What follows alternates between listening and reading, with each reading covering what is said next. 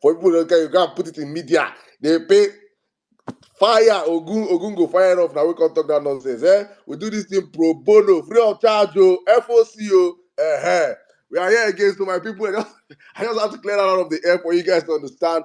This space is open for every politician that we share similar views. We understand. We think that we lean towards the same leaning. We bring them up here, and you guys can always interrogate them. Now, so they do them before. In case you have forgotten, we brought Alex Oti here. We have brought Edoga here. We brought Kempela here. We brought Peter Obi here. We have been bringing them. We only don't bring people that deal with the evil forest. You know what I'm saying, yeah? We deal with people that care about Nigeria, people that really want good governance. Those are the people on platform on this platform, and we will continue doing that henceforth. Thank you guys one more time. I just want to take the next few seconds to introduce my amazing guest here. Olumide, I think he will do the honors himself by breaking down who he is, breaking down his nomenclature, breaking down his everything he has for you guys today. I'm just going to be here with you guys having a wonderful space. But please, if you have any question for this man, please go on the comment section and ask that question with the hashtag #AskOlumideAkpata. It is very important because any question without a hashtag will not be asked on this platform today. And also, big shout out to everybody. We are streaming this space as far and wide as possible. This space is being streamed on Injenje YouTube channel. It's being streamed on Vawulence Space YouTube channel. It's being streamed on Vawulence Space radio station, streaming across the whole world. The links are in the bio. You can just click there real quick. This space is also being streamed on the Vawulence Space Facebook. We have done our best to make sure we take this space as far and as wide as possible, because for us, it is important these voices are being heard as far and as wide as possible. Big shout out to all of you that also listen to this space anonymously. When I don't get mind using our chest enter the space, no wahala. You're also welcome. Please listen to the space, join the conversation. Olumide is going to be up here with us any moment from now. I just want to say thank you to every single one of you up here, my co-host, Well-Meaning Nigeria, Pearls, Miss Pearls, the amazing Miss Pearls, the amazing Steve USA. I see you, my sister Sarah, my brother Jimmy, Mommy Bolanle, Sweet Child, Osaro, JJ Ehis. I see you all. It's going to be an amazing space up in here. Please, I see all of you requesting for the mic. When we are done with the panelists up here, we'll bring them down and allow every single one of you to get a chance to ask him questions. In the next 2 minutes, the next voice you'll be hearing is the voice of Olumide himself, and he'll be here with us for the next 90 minutes. Yes, a full football match. Now we won't play for here, so football match. Arsenal versus, let me bring the two best clubs in the world now. Arsenal versus Arsenal. Now we won't play for here, so if you don't like it, go to court. Thank you very much, ladies and gentlemen. Before I will bring in my child, my guy, who is your guy? I think I have something to play for you guys before I bring in my guy. Yes. Let's go.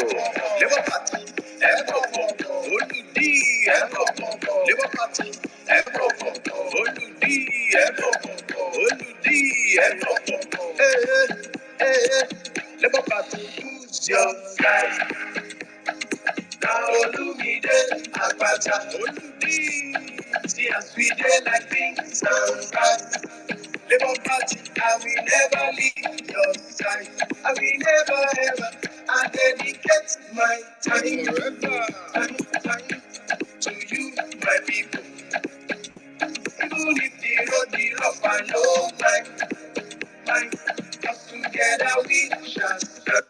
All right. Guys, ladies and gentlemen, mommies and daddies, brothers and sisters, the next voice you'll be hearing right now is the voice of His Excellency himself, Mr. Olumide Akpata. Good evening, sir. If you can hear me, please unmute your mic and let's test your microphone. 1 2 1 2 check real quick. Testing 1 2. Can you hear me? All correct, sir. All correct. You're welcome to the Vawulence Space, sir. Ladies and gentlemen, Akpata is in the building. Can I get some emojis in the building, even if you don't like him, please, for the house? Thank you very much, sir. You're welcome to the Vawulence Space. It's your first time on this platform. I will just give you the pleasure and the honors of you doing the introduction yourself. You are speaking to right now, let me check the numbers. We're speaking to over 2,500 Nigerians right now on Twitter with thousands more listening across YouTube, Facebook, and our radio channel. So you're speaking to thousands of Nigerians right now. So I will give you the honors to take the next 10 minutes, introduce yourself, talk to Nigerians, talk to Edolites, talk to Obedience, and let them know who is this man that is here with us tonight. Welcome to the Violence Space. Thank you, Saddam. I'm most grateful for the opportunity. Thank you so much. Well, by way of introduction, I am Olumide Osaigbovo Akpata. I am a lawyer. I've been a lawyer for 30 years. I am an Edo man. I'm Bini by tribe. I like to call myself a Lagos-based uh, Edo-born Wari lawyer. That's what I used to call myself. But now we have to add politician to it. Uh, I put Wari there because that is where I grew up, so I be area. So just in case there are any areas in the house, hello. Um, I grew up in Wari, like I said. I went to Nana Primary School in Wari. I went to King's College, Lagos for my secondary education. Then I went to the University of Benin, Great Uniben. I graduated from the University of Benin in 1992. Um, just in case, my matric number was LAW 8802343, in case we need to verify. And I went to the law school. At that time, we only had one law school campus in Lagos. And I was called to the Nigerian bar on the 15th of December, 1993. So last year was my 30th year as a lawyer. And then I served in Kano. Then I started to work with a senior advocate of Nigeria in Wari, Dr. Mudiaga Oje of blessed memory. Left him after 3 years to join my cousin and in the setting up of our law firm called Templars. So for the last 27 years of my professional life, I have been running the law firm with my brother, my cousin, Templars, and that's been one of the most fulfilling things I have done in my life. Today we are, well, I'm no longer there, but it's a law firm with 104 lawyers, I think, as at last count. We practice in Lagos, Abuja, Port Harcourt, in Ghana. Um, I'm very proud of what we do there. And in my legal career, I eventually, I also took active part in Nigerian Bar Association. And in 2020, I was elected as the 30th president of the Nigerian Bar Association. Um, I am not a senior advocate of Nigeria. I am not a litigator. So my election as president was quite phenomenal because in over 40 years, no non-senior advocate had become president of the bar. Uh, well, because that's me, that's who I am. I go where others fear to tread because they say 2024 will not go agree for anybody, but I not agree before. Not be today I start not to agree, so I not agree. So I became president of the bar, and then 2022 I handed over, and then I decided to go into mainstream politics because of my total dissatisfaction with the state of affairs in our country, because of my total dissatisfaction with how governance and politics is run in Nigeria, because I feel that the people have been shortchanged and the people are not in the equation.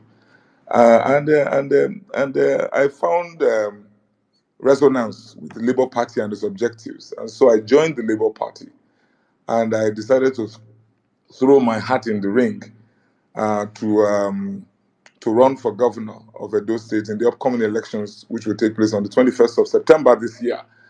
Um, we just finished the primaries process. We had our primaries on the 23rd of February, and thanks be to God, I emerged as the candidate of the party. In fact, as I did so, I body broke. I am so tired. It was a grueling 7 months, but thank God for success. Thank God for victory.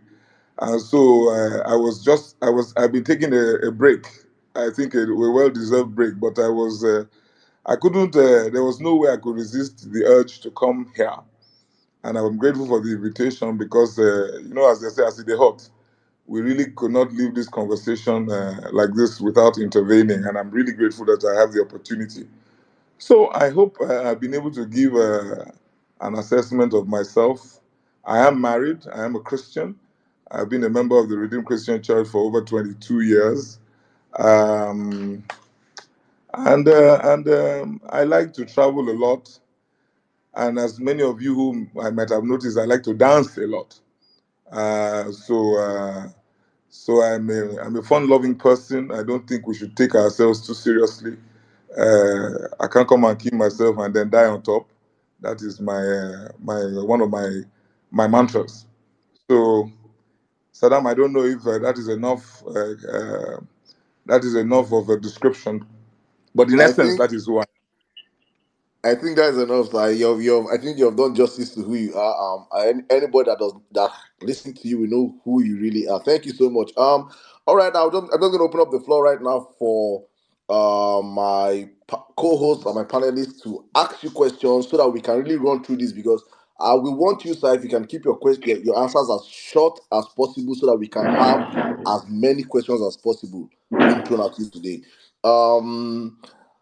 Um, to close the space with me, I have my normal violence space co-host, people that I run the space with. I have N6 and well known in Nigeria, but they will be taking a back seat because we have people that are the Edolites people that are co-hosting the space today. So they're going to be just running the space with me. Steve and Pels, guys have been speaking, so I'm going to start the space with the lady, Miss Pels.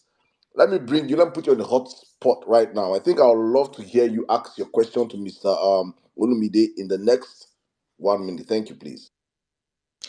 Okay, thank you very much, Sardam, and welcome Your Excellency to this space. I welcome everyone here to this amazing space. It promises to be very interesting, intellectual, and very interactive. So, my first question for you, sir, is over the past few days, the social media spaces have been heated about the Edo elections. What do you have to say to onlookers and potential investors about what you will do to cajole them to come invest in Edo State? That's the first question. Thank you. Thank you, Miss Bells. Thank you very much for that question. Yes, I did notice that the space, social media space, was actually was quite hot in the last couple of days, but I think for good reason. Edo is the heartbeat of Nigeria, and we attract quite a bit of attention for good reason. And I'm proud to be an Edolite. And let me take the opportunity to greet the Edolites in the house. I'm proud to be here, and well done. What will I do to attract investors? First and foremost, investors or investments or foreign investment or local investment is finite. It's not there's not an open-ended source of investment. So investment will go to areas that are easy, that where it can flourish. I've been a corporate lawyer for 30 years, and I know that for almost 30 years, and I know that you have to make investment or investors feel comfortable that they will get a return on their investments, that their investments will be protected. So the first thing is security, critical that we must ensure that this space is safe, that investments can be made in those states, and you can be sure that it is protected and that you have the latitude to do what you want with your investment in the state and be sure of your returns when you want your returns, and that is the first thing you need to do. Apart from the fact that on top of that, you need to also provide a level playing field or what they call an enabling environment that allows the investment to flourish and thrive. So when we talk about security, I'm gladdened that I hear that the bill for state policing is now at a second reading at the House of at the National Assembly. And for me, that is a step in the right direction because I believe that state governments should have control over the security architecture in their states. So, because it is through that that we can give confidence to the investors who are coming. Edo sits right at the heart. That's why we're the heartbeat. We're right at the center or the crossroads, and pretty much everybody traveling up north would come through, or even to the east will come through Edo State. So it's a natural magnet. So what we need to do is to ensure that we have uh, uh, opportunities for investment laid out, and then we have security in place to protect this investment, and then it will be the investors who will begin to preach the gospel. Now then, go to tell the story, say, come to Edo, you are guaranteed your ROI, and then also your investment is safe. So, Ms. Pels, I will take pragmatic steps to make sure the investments are protected, create an enabling environment, open up the spaces. We are an agrarian state, so we will ensure that we create the opportunities for investment in agriculture across the value chain. We are known for our culture, and so we will enhance investment tourism, or investment in tourism in Edo State. We have the potential to be a medical mecca in Nigeria, and so we will invest in health, or at least we will open the space in health for investment. So, um, but I think all of this, as I said, is underpinned by the need to ensure that such investments will be secure. I hope this answers your question. Absolutely. Thank you very much, sir. Over to you, Sardar. Thank you very much, sir. Thank you, Pels. Okay, let me run real quick now to my second co-host for the night, Mr. Steve. Steve, you can hear me? Please unmute your mic and speak. Thank you. Thank you very much, Saddam. Thank you to all the violencers in the house, and welcome to our guest. This is our church and our shrine and our mosque. Now here we gather twice a week. Thank you for all you do here, Saddam, and all the co-hosts here. Your Excellency, it's a pleasure to be with you on the space. My question is straightforward. It's a bit there are three in one, but let me just go up start it because the first question is: are you obedient? Can we, obedience, say we have one of our own in government house when you win? Will you be accessible to the people when you enter Osadebe house? For context, Osadebe house is the government house. Lastly, would you positively compete with Abia State Alex Oti, the star performing governor, when you become governor of Edo State, God willing, in September? Can we say we have another Alex Oti version in Olumide Akpata that obedience can be proud of? And will you come to the violence space when you are governor so that we can always also celebrate you here? So the question plenty, but it's all in one. Thank you, sir. Thank you, Steve. You do well. Thank you. And thank you for welcoming me to your church, your shrine. I got to come well, well. So let me answer the last one. You can be sure, say, if true, I become governor, you can be sure, say, I got to show well, well. I got to show. Now, you self go tire for me. When I self not go tire for me, I got to show well, well. So, you asked about whether or not I'm obedient. You asked about whether or not I will compete with my elder brother, Dr. Alex Oti. But I think I missed your second question, Stephen, if you don't mind.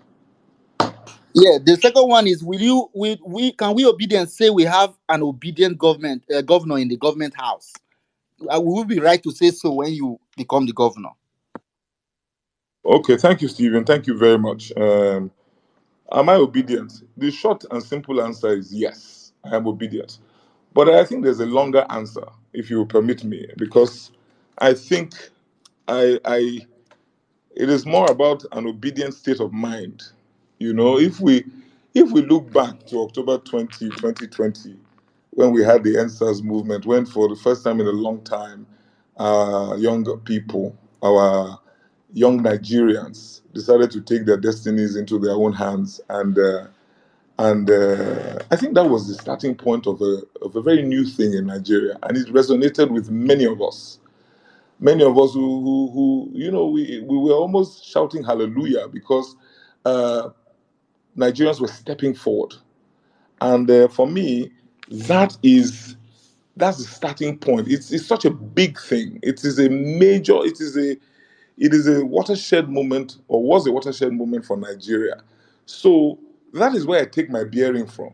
Where we turned the corner with regard to taking our destinies into our own hands. And I was president of the bar at the time, and I had no hesitation and I felt no reluctance in identifying closely with that episode and ensuring that I provided all the support that I could as president of the bar, at risk to self, because I was hounded and I was criticized for even by some who my colleagues, because they felt I was putting the association at risk. But it was a cause that I did not think anybody would hesitate to support, and so from that time on, I have continued to be of that state of mind. And so you can definitely be certain or assured that were to emerge as governor of Edo State, you could put your hand to your heart and say that there is an obedient in Government House on Osadebe Avenue. But I must say to you, Stephen, that this thing that we're dealing with is much bigger than us. It is about the future of our country. It is about how we are going to turn or change the narrative or change the trajectory of our country. So I even hesitate to circumscribe this to any name or any individual. Not Olu, not Obi. I look to us and I say, let us recognize the moment for what it is. Um, this nonsense must stop. And this nonsense I refer to is the nonsense of how Nigeria is governed to the detriment of her people. It must stop. And it is only this movement of this group of people who can ensure that it stops. And I'm careful to circumscribe it because I don't want it to. This is not the first time, Stephen. I'm old enough to remember the Ali Must Go movement in 1978. I'm old enough to remember the march against IBB, President Babangida. But some of these movements, if we may call them that, they fell away. They frittered away because there was, how do I put it? It was based on individuals of the time or certain persons at the time. No, this is much larger than that. And so we must understand that we cannot even afford to circumscribe it or even afford to uh, put it in a straitjacket. This is the future of Nigeria we're talking about. And I will spend the rest of my life dedicating the rest of my life to this movement where we're going to turn around the fortunes of our country. And even in recent times, I've noticed that there's been, because I understand, sometimes body they tire, body not be wood. Sometimes people get discouraged, but I must use this opportunity to encourage the obedience, to encourage all of us who subscribe to this ideal that nobody promised it to be easy. So when I hear that, some people have given up, some people have crossed over, some people don't port, some people don't even some don't jackpot. No, nobody promised it to be easy. I am ready to stake my life for this, and I hope we all are. I hope we all are. Brings me to Edo State and the politicking going on in Edo State at the moment, of which I'm part of the dramatist person. You know, and people who are pretenders, people who have no business, who have never identified with this cause, suddenly are infiltrating this space and attempting to now claim that they belong or that they have always subscribed to this. No, I mean, we should be able to identify this for what it is, crass opportunism. You know what I mean? And we should be able to identify it for what it is. And so we should reject any pretender and reject any sheep in wolf clothing or wolf in sheep clothing, forgive me. And stay true to our ideals. It not go easy. There will be deprivation, there will be threat, there will be loss of life and limb, but we must stay true to this because you must learn to plant trees, the shade of which you may not sit under. So this is for our children. This is for future, for generations yet unborn. So sorry for the roundabout answer, but am I obedient? Yes. Do I subscribe to the ideals? Absolutely. and this is going to be what I'm spending the rest of my life doing. Yes, then the Alex Oti question, very important. Are we going to be a positive competition between the very, very performing star governor we are all so proud of? Absolutely, Stephen. It was only less than 36 hours ago that I sat down with His Excellency, and I had my notebook with me, and I was just asking him questions, and I wanted to know exactly, the exactly how these things are working out in Abia. I am not a stranger to Abia, so I know that the Abia of today is night and day compared to the Abia that I knew before. The Aba of today, exciting things are happening, and so who not like better things. So I went to see him to discuss with him and find out exactly what his template is, because I intend to follow the template, but I intend to outdo that. I intend to, what is the prayer of the father? What is the prayer of the elder? Saying Peking go do better pass him now. So I'm sure His Excellency definitely wants to see us even outdo what he has achieved in Abia. And say, I don't know the carry last. If it too bad, na bracket. But in this case, we not go brackets, and we go pass. We go pass wetin dem dey do for Abia. We go show them say na dem dey learn work. Uh, So Your once we get Excellency, when I we have to get in there, interject here because your mouth too sweet. Eh? Make we try. it is my mouth is sweet. Sorry, make I remove the sugar. Before I don't remove the before sugar. you go hold on for work for here for long, please.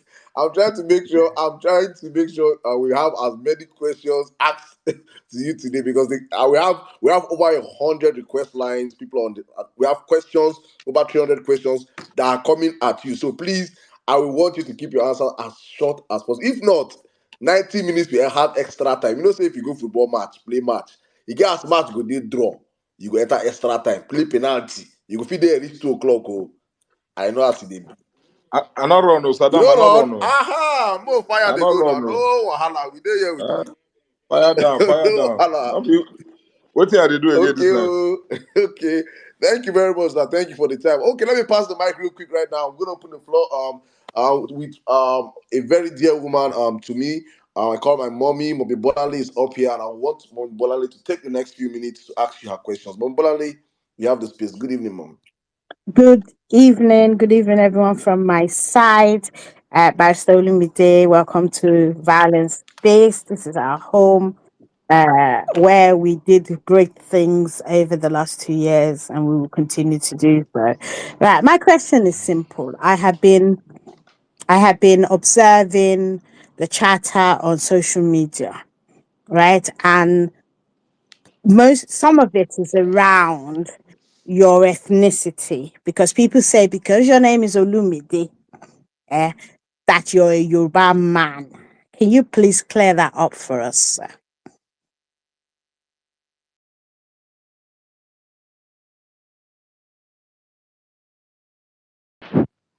Is it just me? No, it's not just you. No. Pastor Olumide, can you hear us? All Ah, right. Let me just use this next few guys. When we have gatherings like this, there are people that don't want the space to go on. There are people that don't like the conversations going on right now, and they're doing everything possible to make sure this space don't go on. So I believe the space is being massively reported. I'm getting so many feelers. People say they can't hear. People get to leave and come back. So just in case the space crashes or something, we will be back again to continue from when we stopped.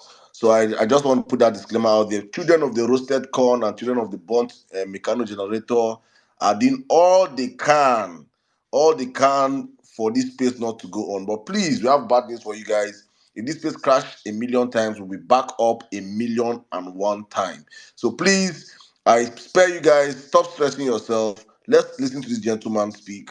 We'll be talking to him from the back channel. I don't think he can hear any of us right now. Steve, can you hear me? Yes, Adam, I can hear you loud and clear. Okay, I just wanted to I confirm. So think if uh, I think His Excellency may be back. Can you, Excellency? Can you hear us? I'm not going anywhere. Oh. I've been did here. you did Okay. you did you hear Mommy Bolale's question, sir? No, not at Please, all. Mombolani, can you ask your question again, please? Of course. But Olumide, my question was that I have observed on Sorry, social Mombolani, media. sir, can you hear her now? I You can't. can't No, hear her.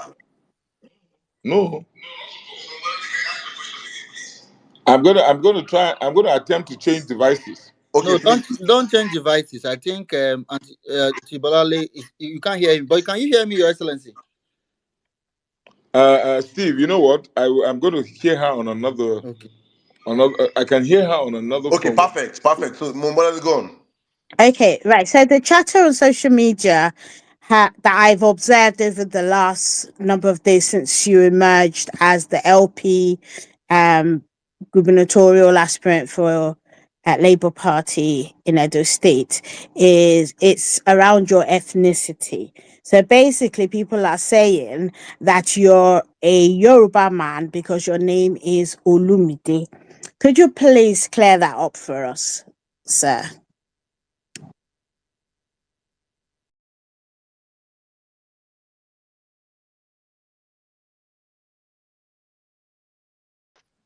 Your Excellency, are Yeah, you there? it will certainly delay. So let me. Yeah, I can hear her. go on. First question on ethnicity. Okay, please, you can go on now, please. Thank you, sir. Okay, thank you, Mommy Balanle. Uh, um, Saddam, just confirm you can hear me, please. Yeah, we can hear you, sir. Go on, please. Excellent. So the issue of ethnicity, my ethnicity. So the matter tire me.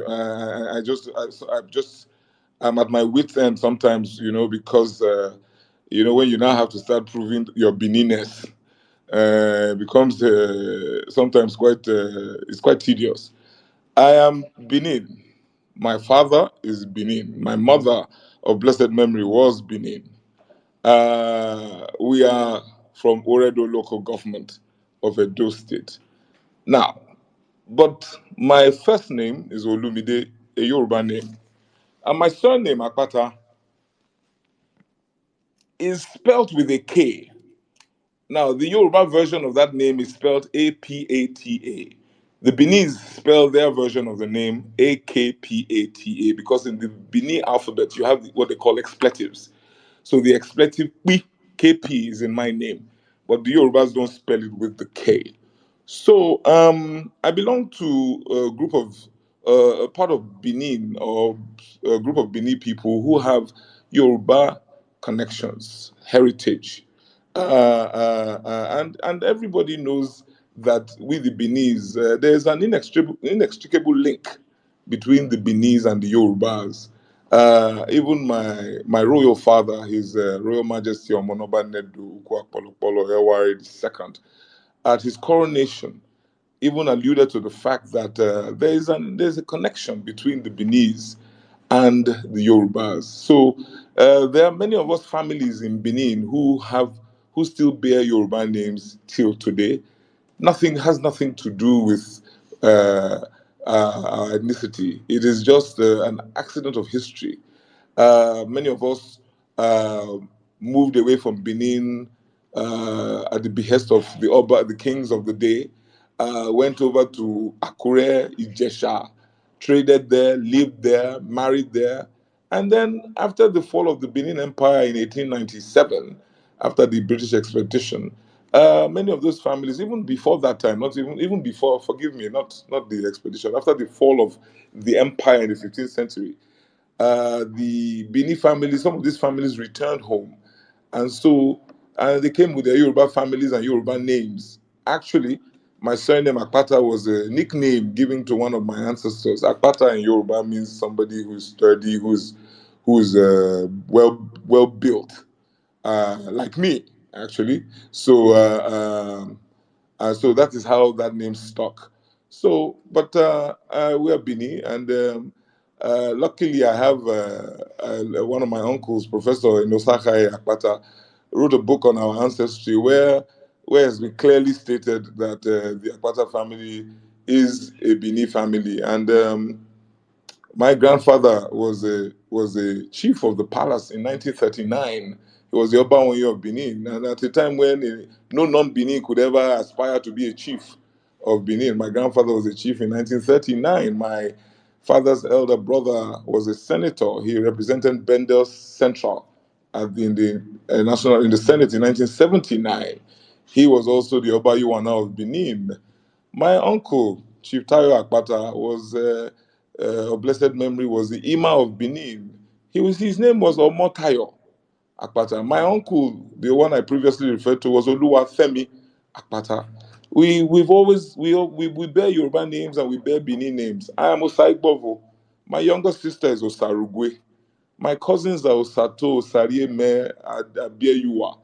So it is a known fact. But again, I understand we don't teach history anymore in our schools, culture. We don't talk about our culture anymore. And so it's very easy for historical facts like this to get lost over time. And so it's a challenge to me. I've taken it upon myself to ensure that this book on my family tree, I'm going to order for a reprint and I'm going to distribute it in our schools in the state, or at least so that people can read and understand that that is how I have an uncle. He just passed. Senior first Benin senior advocate, Kola Okeaine. Kola, first name, second name, Shola, surname Okeaine. A pure Benin man. His father's house was on Idahosa Street in Benin. His son is also a senior advocate now. He is Adetokumbo Okeaine. So it's just the way, just the way it is. And I'm sure there are parallels in other parts of Nigeria. In Onitsha, there are people in Onitsha who I know they are originally from Benue State, I think it is, or Kogi State. There are parts of the country where you find those kind of linkages. So you don't now say that the person is not Bini because he has those kind of linkages. So, Bolande, I hope I've been able to answer your question. I'm a Bini man, very proudly so, by the way, and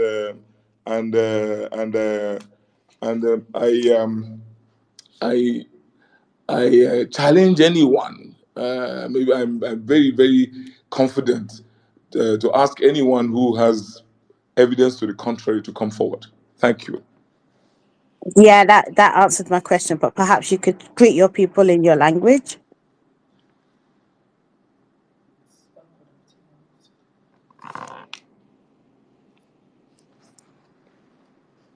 Salam, can you hear me? Yes, sir. Okay, there was a follow up. She said that perhaps you could greet your people in your language. That's what she asked as a follow up. She asked me to greet my people in my language. Yes, Are bro. there Bini people here? Have you heard of Wakoyo, Warimana? Marema, Wakoyo, oh, Meno, Marema.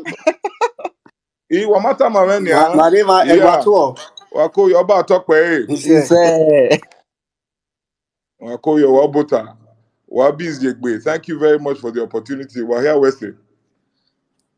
He said, he said, thank you, sir. Thank you. I don't know what I said, Thank but you. I hope it entered, though. It's... No worry, you're not the cost yourself. No worry, now blessing. All right, thank you very much, sir. Guys, I'm gonna pause this space right now because I see, there have been so much accusations in the past couple of weeks that they are paying us 500,000 naira to host space. And people come to this space, 3,500 of you. If I charge people 2,000 now for this space now, it will pass 500,000 naira. But I'm not charging people. No. The only thing I say people should do to this space is to retweet this space and like this space. People have not retweeted it. You will not hear his voice till I get at least 3,000 retweets. Eh? Make we do it like that. What do they do now for this country, sef? Free thing they do. They like free things. Maybe that's why people have Tinubu. Hmm? Please retweet the space and share the space. Do you know what is happening here? Let's get this space rocking. Retweet the space, share the space, and get more people into the building, please. Take the next few seconds. If not, I will just deal with my guy. We're going to chat for backstage. Make I know how that day. I better he will whether are you people retweeting it at all? Saddam, Eh? while you are waiting for them to retweet it, please, the Facebook link is on the Jumbotron. Please share the Facebook link as well for your people to follow on Facebook. Thank you. Anonymous gang. Anonymous gang in the building. I on a day now. I don't want to come with a three face. No wahala. We see there for now. Please, our Benin people, request the mic. We're going to be bringing you guys all up and ask your questions with the hashtag Ask Olumide Apata Only questions asked on the comment sections will be asked here on the platform. And just in case you don't get a chance to speak or ask some questions, but we're going to do all our best to make sure we bring everybody up to ask some questions. But before that, you must have retweeted the space or liked the space. That is how we do things over here. Thank you very much, and God bless you. All right. Before I look at the let's. When Nigeria, how is the retweet number doing? Are we doing well?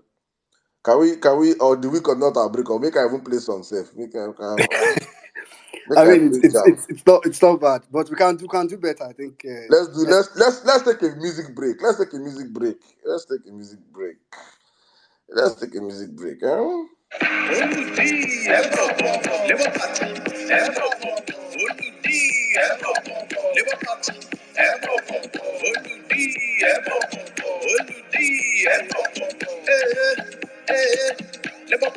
Who's your guy? Olumide Akpata Oludi. See us we dey like things and rice. Labour Party, I will never leave your side. I will never ever. I dedicate my time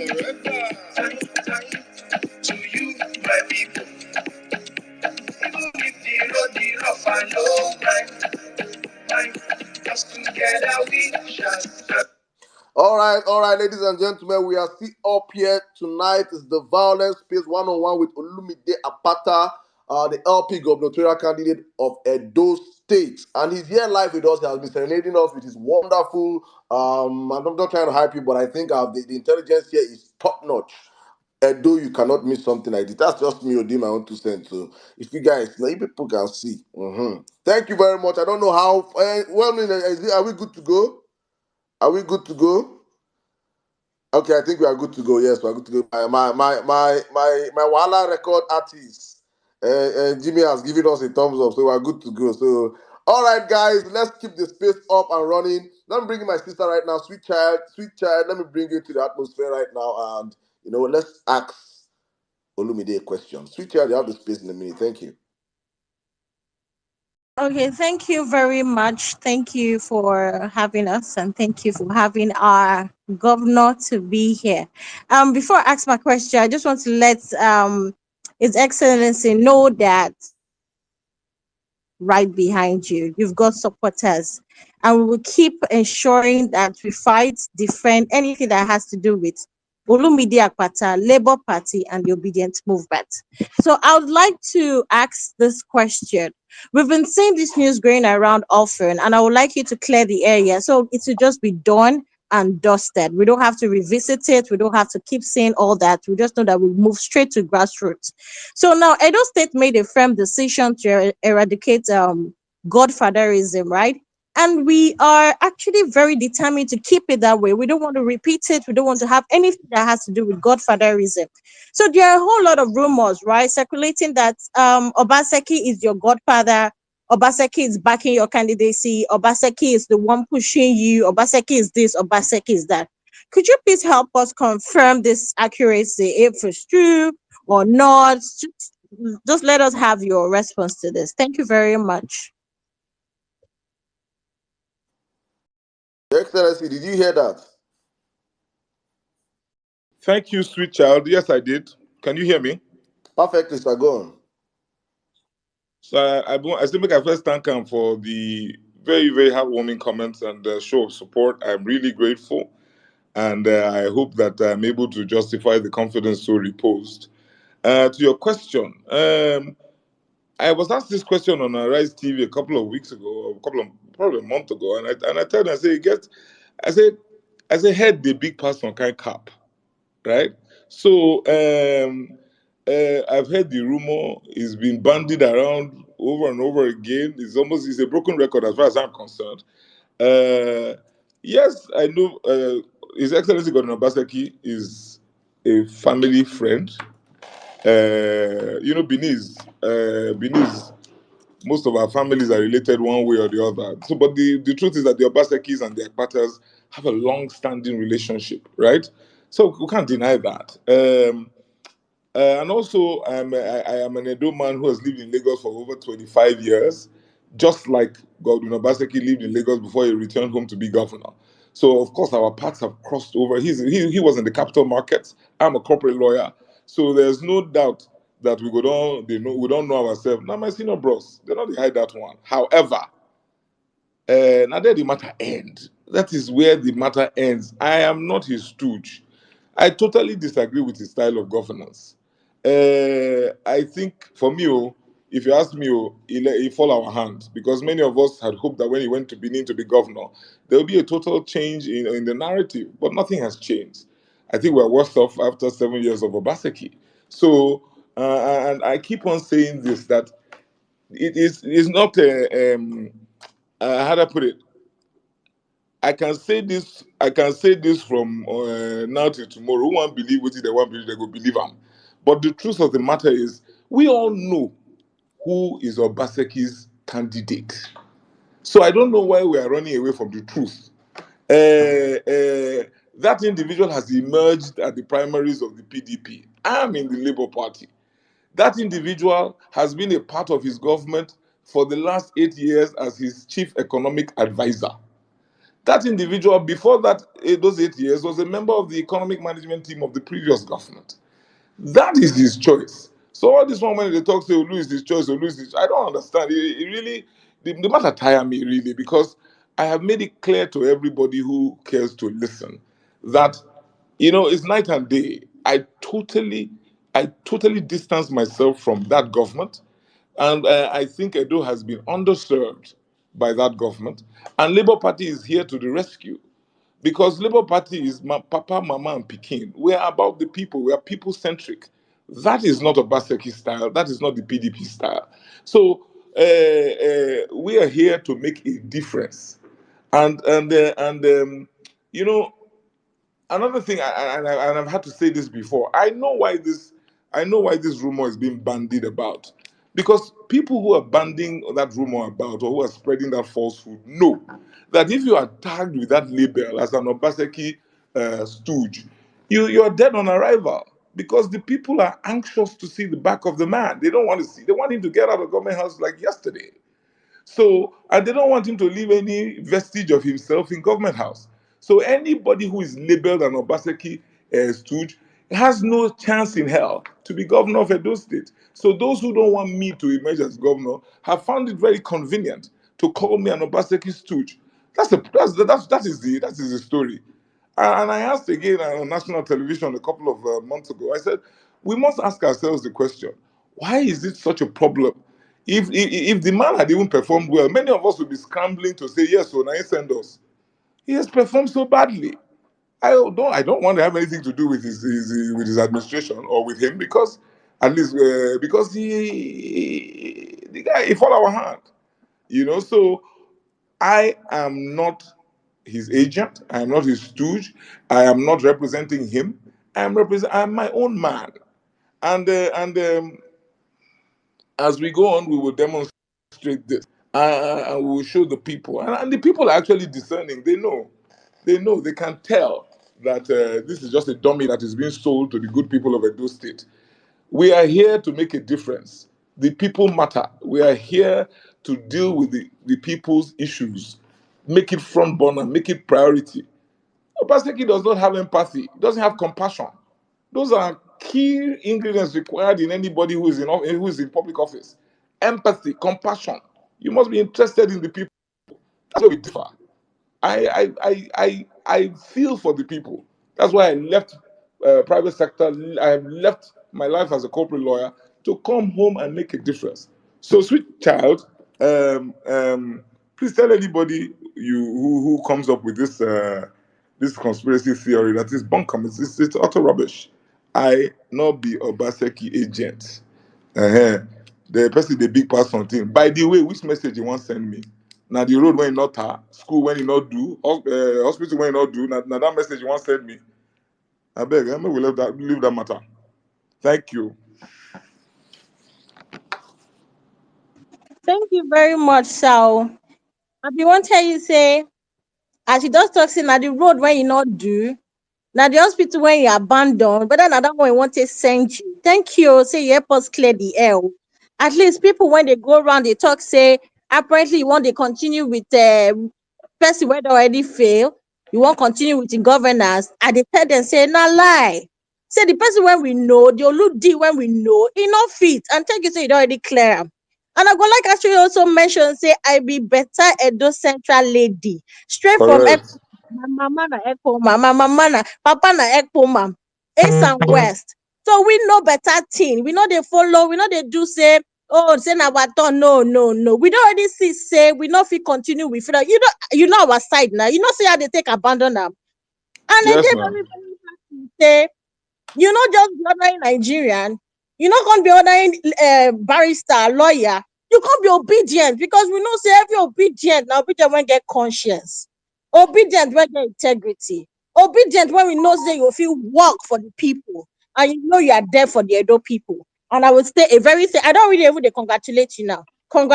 Co- Congratulations, Your I collect Excellency. them. I receive I them. I believe, collect them. I believe you. I believe you. Thank you very much. And we look forward to working with you. Like I said earlier, we will not take this lightly. We will ensure that LP takes it and we'll ensure that Oludi becomes the governor of Edo State. Thank you. I yield. I appreciate Saddam. If you just give me 1 second to respond, Go not on, best, sir. eh? Go on. I thank you very, I thank you very much, and you are spot on, eh? You see, number one, whoever this matter na referendum, this election when we dey talk when they come so, who want make Obaseki continue? Make him vote for PDP candidate. Who want make Obaseki go house, carry a load, everything, come out Bini, vote for Labour Party? You was in a night and day, total difference. I happy say you mentioned Edo Central, but yeah, see, I went round Edo State 3 times, and Edo Central too 3 times, and what I have seen, it just convinced me say I made the right decision to run for office. This matter, I not be here. When I start my campaigning again after Easter, I will go with my video camera. I am going to do vlogs. Make una see as matter bad reach for Edo State. Make una see as this matter reach for Edo State. I recently renovated a school in Ewato in Edo Central. If you remember that school, now the school when children they lie down for top their belly, they they take note for class. We It's remember. We see am. yeah, I can't. I got to go there now. As nobody agree do, I go there, go do one now. If they let me, they talk saying politics, not concern me. I go do one because we don't know whether president will come up for that school, whether governor will come up for that school. So I go do them because they don't care about our people. So all those talk of look, monkey, a leopard cannot change his spots. Obasaki day where he did, me I day where I did. I thank you, sweet child, for the opportunity. Thank you very much, sir. Thank you very much. Thank you, Switcher, for that wonderful convo and question. All right, let's keep the conversation rolling, guys. Let me check. I go. I'm going to be holding this thing. You know. You see. They say you people are a product. Your leaders are a product of the people. Una go dey shout, dollar is high, oh, things are hard, oh. Una hand self hard. Like you people on this space, you people are the problem. You people are the Binance that's making naira go high. I don't feel just retreat space. I don't feel just share space. Salam, But wetin I dey suspect. eh? E be like say this way that they talk now. True, be like say Abado men pass obedient. Now wetin I Children dey of the think. roasted corn. You don't call them what they are. Children Mm. of the roasted corn. And children of the burnt mechano generator. Please retweet the space and share the space. So are you people not gaining knowledge? Are you not getting knowledge? What people don't hear, we're not licking microphone here. We are speaking to facts. No licking microphone like ice cream. All right, let's keep the conversation rolling. See, you know they laugh.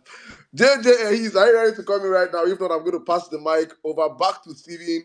Sorry, back to Steven. Then I'll come to Pels. Well, Nigeria, if you have a question, you can always come in with your question. JJ, if you're not ready, let me. Are you ready, please? I'm ready. I'm here. Okay, JJ, you have the space. Please, in a minute, ask your question. Yeah. Leader, Domosa. Saddam, thank you very much. And Stephen, I agree the house. I want to quickly ask, so how do you intend to combat the menace caused by cultism in Edo State when you become the governor? Thank you, sir. Thank you, Joshua. Thank you so much. This one, this is a question that is so So important. For me, I am going to attack that problem frontally, and the first thing to do is just create outlets for our young people. It's a question that speaks to the issue of our youth in Edo State, and the fact that there's a total, almost near total failure of government to provide opportunities for the youth. Now, I went to the University of Benin. I graduated in 1992, so I'm not unfamiliar with cultism. But when me I go school, when people do cult finish, as they graduate for the cult, they go face life.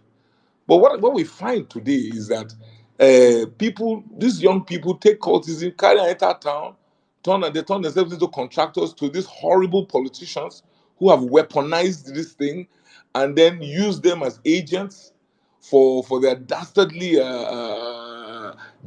enterprise.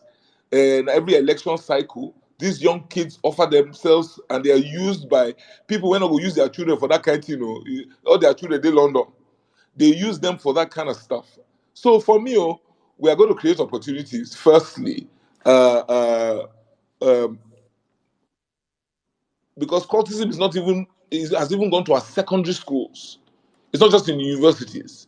So, firstly, we must create outlets for vocational education, more opportunities for the young people to gain employment. Look at the entertainment sector. There's a whole value chain there that the state can invest in so that we have job opportunities for the young people. Who go join cult when they get work? Who go join cult when they get work? He can put food on the table. Who go join cult when he fit take care of his family?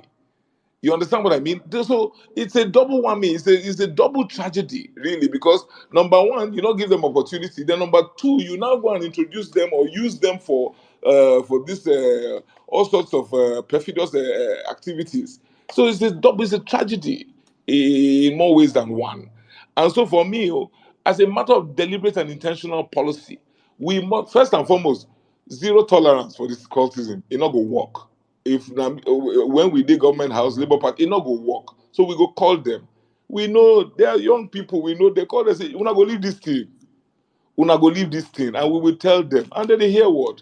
But we will also add to that options and alternatives. We'll put also options and alternatives on the table. So not be say you just come say come on this thing, and you don't give them opportunity options. So job creation, opportunities for vocational education, uh, uh, uh, um, opening the space in other sectors where I use the entertainment industry as an example again. This the value chain, even if it's just getting people to learn how to work in the the music concert sector. There's so much opportunity there. Sound engineers, those who help with even creating the stage, the set design, and all of those things. There's so much going on in all of these sectors, so that I think we can create opportunities for ventilation, outlets for these young people to express themselves in a multifaceted ways. But because our politicians and those who are in power in the other parties are self-serving, so they keep these guys because they don't say they're going to need them for front. Labour Party, we don't need cultists. The people are with Labour. We don't need any cultists to enforce anything. And we will not indulge in that kind of brigandage. So I will attack it frontally. I am not a stranger to the issue. I know people who are involved in this kind of shenanigans, and we're going to call them and tell them that the game is up. We not go agree. It just will not happen under my watch. But like I said, opportunities and alternatives will be provided so that this is not a zero. So it's not a case of at all. You know what I mean? Because as we say, at all, and bad pass. So we must ensure that you give them alternatives. So that there is an incentive to do away with this kind of behavior. This very antisocial. This very I don't even know. I am at a loss for words to describe the menace that is cultism in Edo State today. Thank you, Joshua. All right, thank you very much, Joshua. Thank you very much, guys. We are still up here. It's Violence Peace one on one with Olumide Apata. First half has just finished. We'll be going to the second half of the space.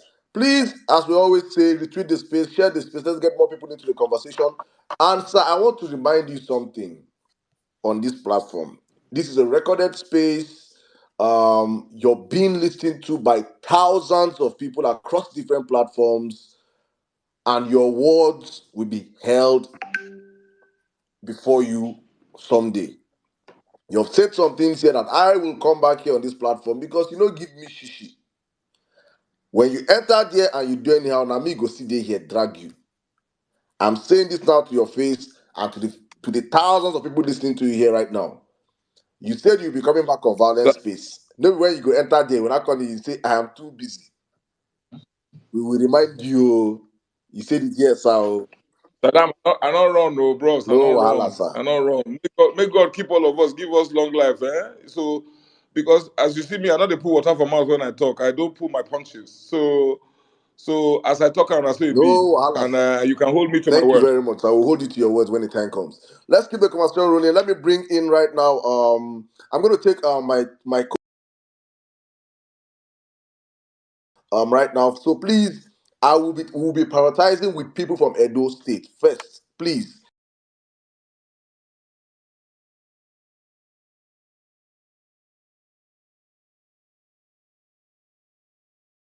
we will be prioritizing with his people that are going to vote.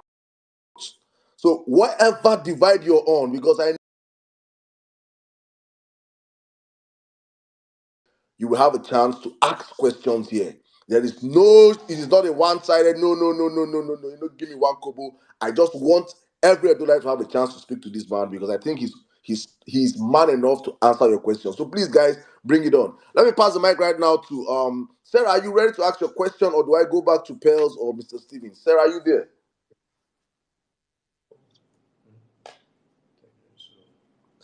All these Nigerian people on network. If that's this MTN also run away. MTN don't run. You know, say every company they run from Nigeria now, like say, right? They say they do Olympics. So let me talk to people that are Steven, Nigeria, USA. I can trust your network. Nigeria, when His Excellency comes, he will work with the federal government to fix data internet infrastructure in Nigeria. It's a crime, actually, not to have good internet service in 2024. That's not my question. Your Excellency, thank you so much. I've been grinning from ear to ear. You are really a very, very passionable and a likable person. Your ideas are spot on, and I want to quickly rush to my question before Saddam ring bell. My question is, Your Excellency, Edo State has the highest number of citizens based in diaspora. Don't quote me on the, I don't have the numbers, but naturally, now we many pass for the diaspora based on our number compared to other states in Nigeria. It is rumored that every house in Edo has a family in Europe or North America. How do you intend to engage this vital demography to ensure they buy into your agenda and support your campaign and also return home to invest in the modern Edo you are envisioning?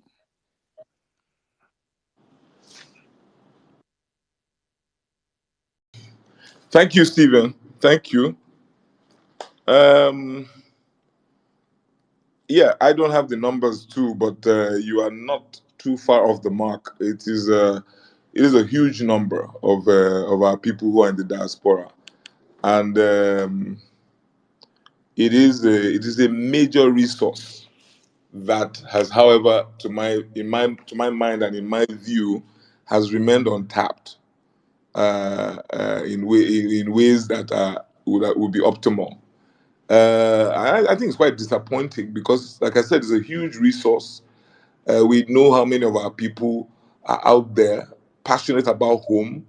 Diaspora remittances to Edo State, I mean, is phenomenal, and I don't think it's equaled in any other part of the country. Again, like you, I'm not going to I'm not going to bandy number. I'm not going to say hold me to these numbers, but this is the feedback we get.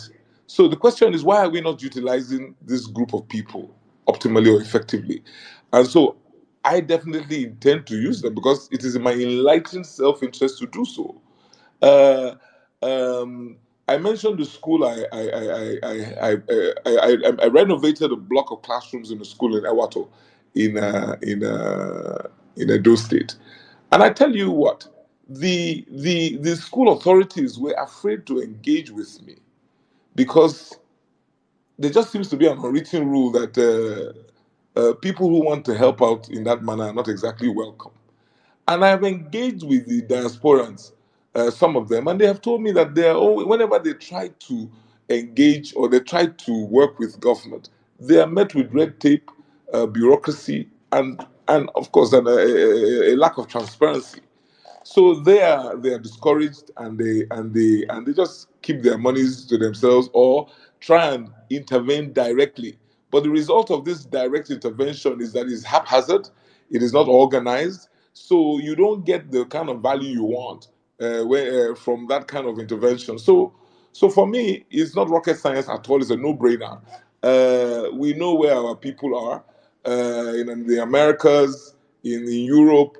We will engage with them. We will set up a PPP office, uh, or at least a department in the PPP office for this purpose. There are people who travel to the Netherlands from Udo, sorry, from EC, from forgive me, from Igwabazua. There are people who traveled from Abudu and who are passionate about their home, who want to come back to a better society and are ready to contribute to that. So there must be a way to harness that resource, and so for me, I intend to engage with them. It's just about all about inclusion. Let them know that you consider them to be important. Let them know that you value their contributions, and don't talk down on anybody. Nobody has a monopoly over all ideas, or nobody's a repository of all wisdom. You must take in their own counsel, their own contribution. So I recognize this resource for what it is a potential. How do I put it? It is a put. It will actually transform Edo State if we're able to engage with our diasporans, and not just about money, Stephen. It's not just about money. We have very skilled Edolites in the diaspora, very skilled Edolites. And we need those skill sets to come and help us leapfrog our economy. So, not just about bringing their money, but we want to bring back their skill sets. We want to bring them back home to help us grow areas of the economy. I was talking to Sweet Child just now about rerouting or redirecting our youth. I believe it was Sweet Child. And one area that we need help from our diaspora is sports development. I cry every time. I've been to Afuze 3 times now, and I look at the sports institute that was set up by our father, Brigadier General Samuel Ugbemudia, and the place has gone to. I mean, I don't even know how to describe it. It's a mess. I was speaking with the former Minister of Education just yesterday, and he said to me that that is something that sorry, former Minister of Sports, Sunday Diary, and he was just telling me that we must revive the Afuze Institute, and we need help from our diasporans to do this. We need private sector participation. Because once we can get sports going again in Edo State, once we can start to tap that, start to catch them young, and harness the talents of our young people.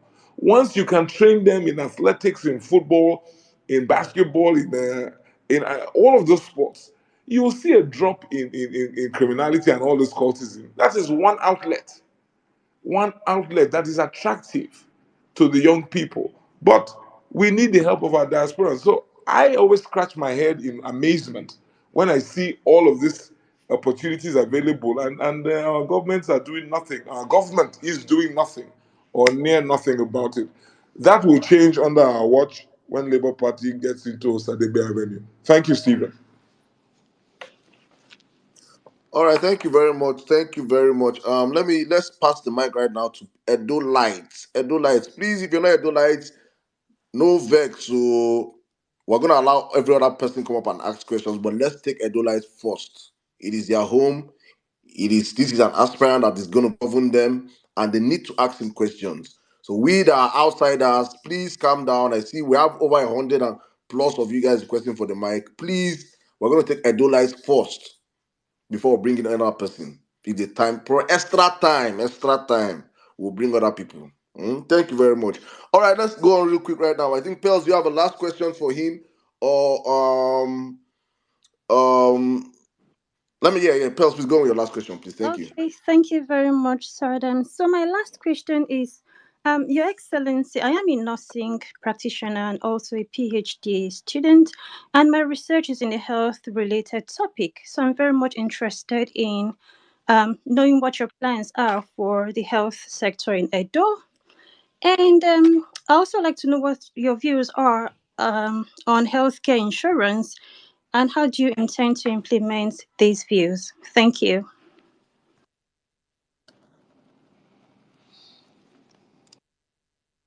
Can you hear me, sir? I can hear you. Thank you very much.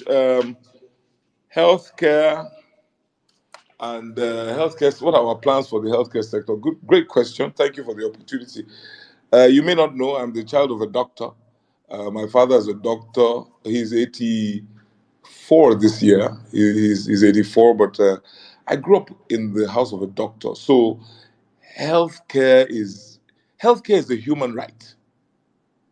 Healthcare is a human right, and I'm glad you're a healthcare professional. And so maybe as we have this conversation, you might tell me whether I'm being naive or not. But the first thing that bothers me is the fact that our primary healthcare, we just pay lip service to the issue of primary healthcare, the primary healthcare system where you're supposed to have primary healthcare centers.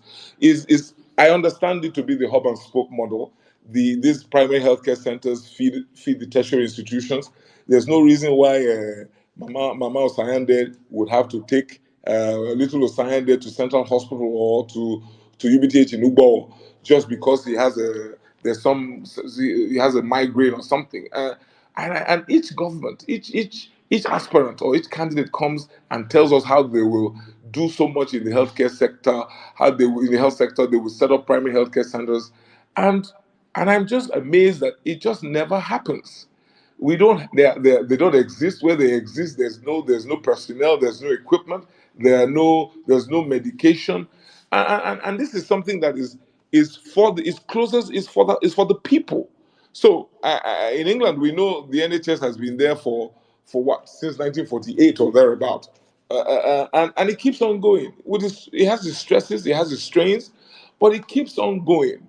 We do not even bother. So I mean, healthcare, as far as I'm concerned in Nigeria, and I ask my medical doctor friends to forgive me, it just doesn't exist. It just doesn't exist. At least not at the level where you find the bulk of the people.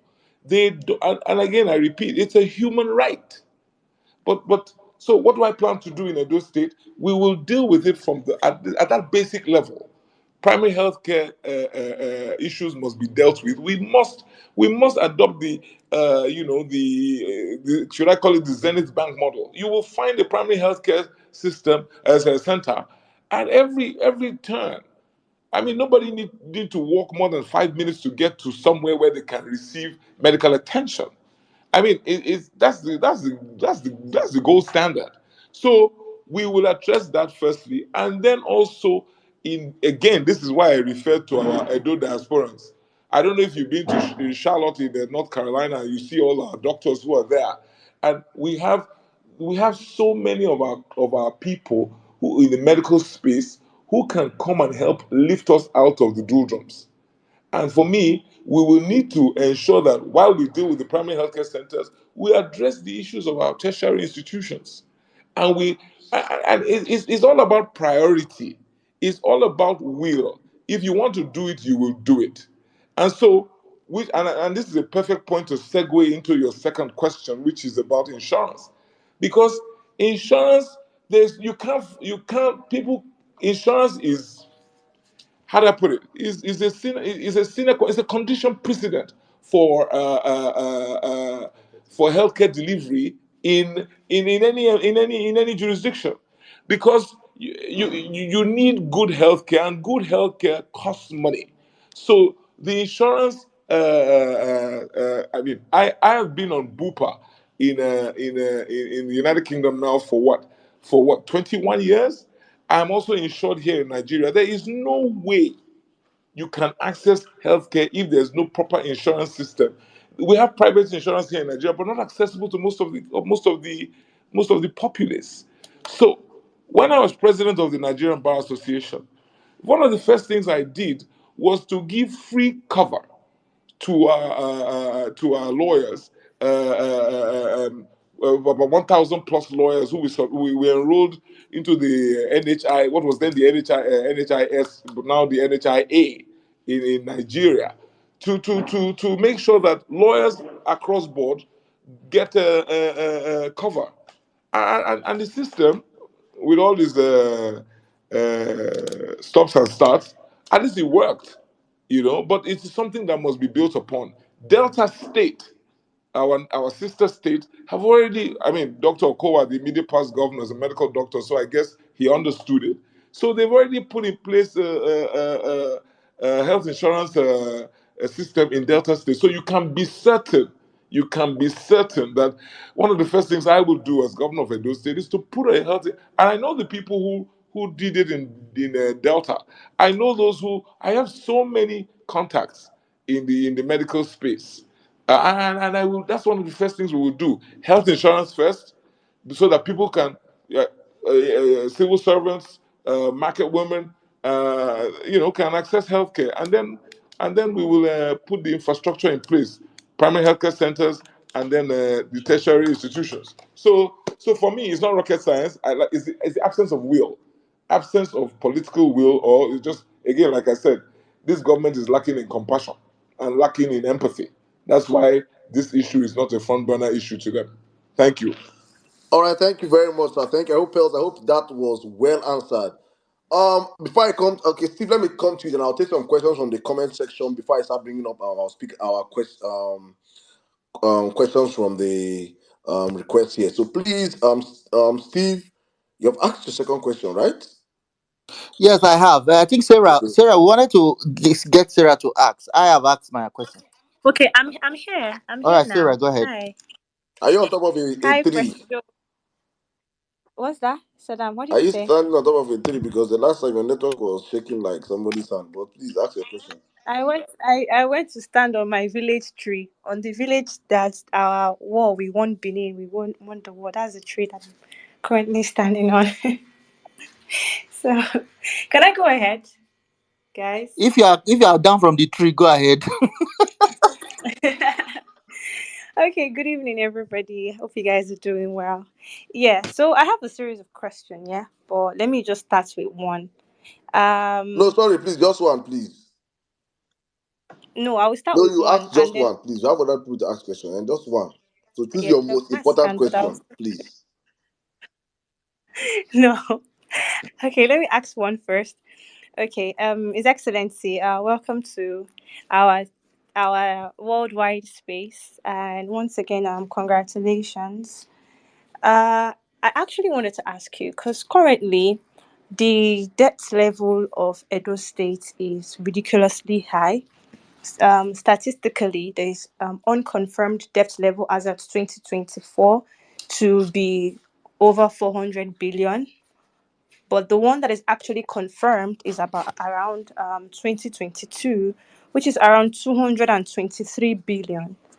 So, with the whole issue that is currently happening with Edo State right now, because the current government hasn't practically done anything as regards infrastructure, especially towards one of the greatest pinpoints of Edo State, which is agriculture and the agro allied industries.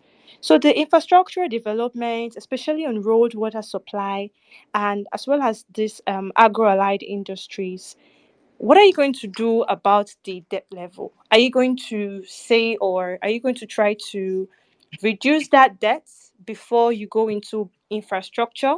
Or we are just going to go straight into infrastructure and not worry about that debt level? Because if we are looking at it in a way of ensuring that the state actually makes enough IJR, would you want to jump into the infrastructure and work on it? Because that's not what this current government is doing. This current Sarah, government is please, saying, let's try and keep the question as short as possible, please.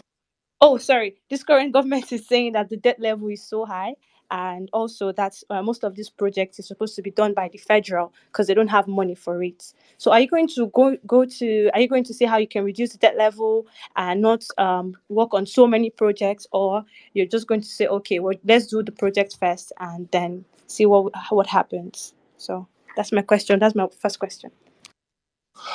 Thank you, Sarah. It's a long question, but we will get there.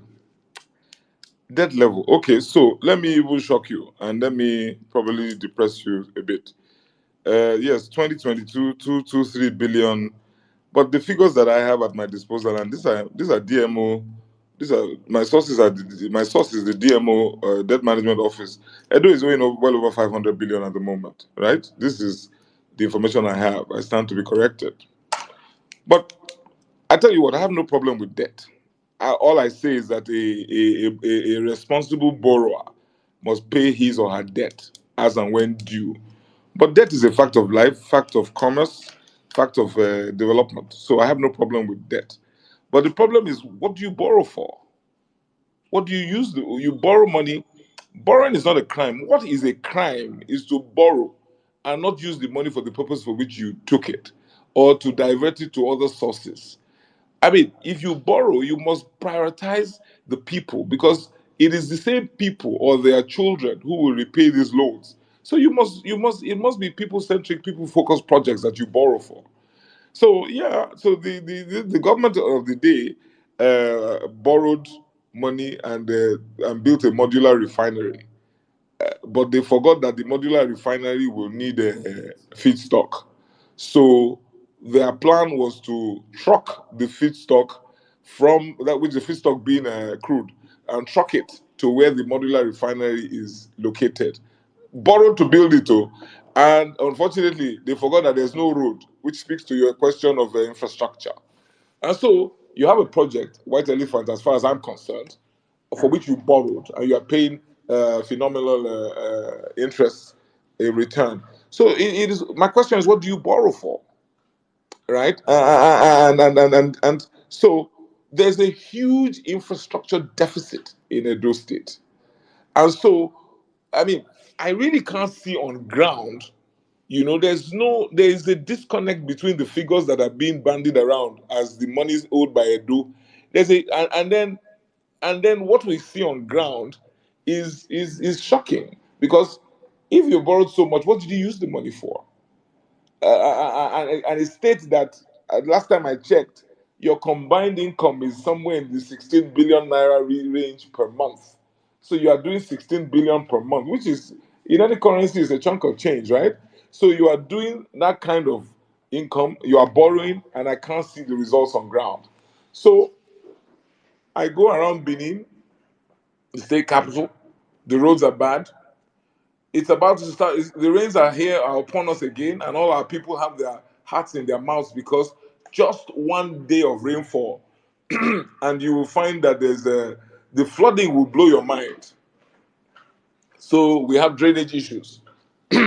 So I will focus on debt repayment, yes, but please understand that I will not lose sleep over borrowing if we need to borrow. The question is, when we borrow, we must borrow and put it into sectors that can get returns, so we can pay down whatever it is we borrow. You mentioned agriculture. I will borrow for agriculture. I will definitely borrow for agriculture because of the multiplier effect it will have on the economy. So that is an area that is I'm so passionate about, because not only would you, through agriculture, you can feed your people, which is the very first thing. Coincidentally, I was listening to Dr. Additional, the president of the African Development Bank, today on television. Same point he was making. You feed the people. First thing, you must feed your people. So if we invest in agriculture, we can feed the people, and not just farming. It is the entire value chain. So you're talking about investing in storage facilities, but more importantly, you must encourage the sector because government must be a ready off-taker of produce. So government must organize itself in such a way, maybe with private sector partners, so that you can offtake, so that the farmer is guaranteed offtake, so that he is able to go back and plow and plow the land again and plant again. You must also invest in irrigation technology so that we can get better yields. Or beyond irrigation technology, you must also work with our research institute so that we are getting better yields, and we're also ensuring that the farmers are doing a quick turnaround. And you are encouraging, or you are enabling all year-round production in our farms. But beyond that, you recognize that the agricultural sector can easily be one of the largest employers of labor. So the youth that we're talking about previously can get employed. So it's the whole value chain. You know that there's also the possibility of setting up industries, agro-allied industries that are value adding, so that we're not just dealing with farm produce. We add value to those produce, and we do tomato paste, we do orange juice or whatever, and then you can sell them. There's so much that can be done in the sector for which we can borrow for, and in good time we'll be able to pay off those loans, and then at the same time you have improved the economy of the farmer. You have helped to generate jobs, and last but not the least, you are feeding your own people. So for me, it's a no-brainer. But I guess common sense is not common. So these people who are controlling the levers of government today, their priorities are, I don't know, the priorities are somewhere else. So that's where we are. Yeah, and water supply, and it applies to all other sectors. I drive around Edo State. I mean, there are no roads. I mean, forget it. There are no roads. And then I see a sign where the state government says, "Forgive us, this is a federal road." I mean, what a sorry excuse. You know what I mean? This is a federal road. You never told any of the electorate when you came to ask for their votes that there's a distinction between federal and state roads. Sorry excuse. There are many other states that I know that the state governments are tackling federal roads and getting refunds. So, Sarah, borrowing is not the problem. The problem is what do you do with the loans that you get. And then, of course, you must be responsible enough to pay back your loans. So you must make sure that you put those loans into projects that are not only impacting the people, but can derive value. And so you can pay your loans. I hope I've been able to answer your question. All right, thank you very much, sir. Thank you. Sir, please, I just want to ask a question. You just said something, and I want to. Are you really certain? You say there are signboards saying "Sorry" in Edo State. Sorry, this is a federal road. Forgive us. Is that real, or you just brought that out of somewhere, please? So that means say you never reach this side, though. Not be one, not be two. Not be No, one, no. not be two. Say, please bear with us. This is a federal road. Not be one, not be two, not be three. Right now, we'll have to bring in some Edo people to confirm what this is. This is No, I go take the pictures then and give you. No worry. okay. I would love to see that, sir. All right, let's keep the conversation flowing. Goodness me, Osaro, can you hear me, please? Confirm. Osaro, can you hear me? Ah, Osaro, how in the four Edo handle? Ah, network. Sarah, can you hear Saddam? Me? Okay. Let me take your Epa. Good evening, Master sir. down. I greet you, Gadagbe. Get the best, sir. You too, sir. Good evening, sir. You have the Well, space in 1 minute, meaning. please. Thank you. Steve, Sister PS. Today we want to have Wayagbele. For the record, Olumide Osaigbovo Akpata Orato. Enunyo boy Oraswobo. You Amane said, amane dori agmoriare. Ma we no let dori. Ofu Egbele. Domo. Wato baba. Ore gege we na we zai. We don't want Eno gbegere mo we. Egesene. Otani we are ni asege uleno. The maniburu vie. Mami dore yagwan. This is it that I want to ask the question now for those that are not speaking and not Benin, but you are from Edo State. Please, very sorry for taking that time to analyze little things in Benin. It was just pleasantries and greetings. And those that are outside the states, the Lord bless you all. My only one question on Olumide is very clear. Now, as a contestant under Labour Party, and you are among these three now, the only thing when I get now is on that very day, because we could see, say, we know the year of APC for Edo State now, and I'm meeting the day. So, on that very day of election, we don't want what we see for Lagos, what we see for Rivers. Make 0.5% of it happen for obedience and Labour Party people for Edo State. We not go grey lie. So I beg, may you tell us how that day, not tell everything finish, leave the security. How that day, what will be the hope and the this one you get for everybody when they go feed, when we say as that they go with have confidence. Now only that one I get to ask you for now. Take care, sir. Oteme, we're still at Torama. And who are here do all your people out, greet them for me. And I thank you for the question. I would have loved to continue in Bini, but as you have noted, in the Bini language, but as you have noted, we have a wider audience. So make I break it down so that they can understand. I thank you for your question. A real and a very important question. Um, they say 2024 not agree for anybody. But when they talk, I just said to myself, I say, well, me never agree before one day. So whether at 2024 or 2025, I don't agree for anybody. And I belong to the Shangri generation. I cannot agree. So I have been able to demonstrate this matter. You are referring to the process.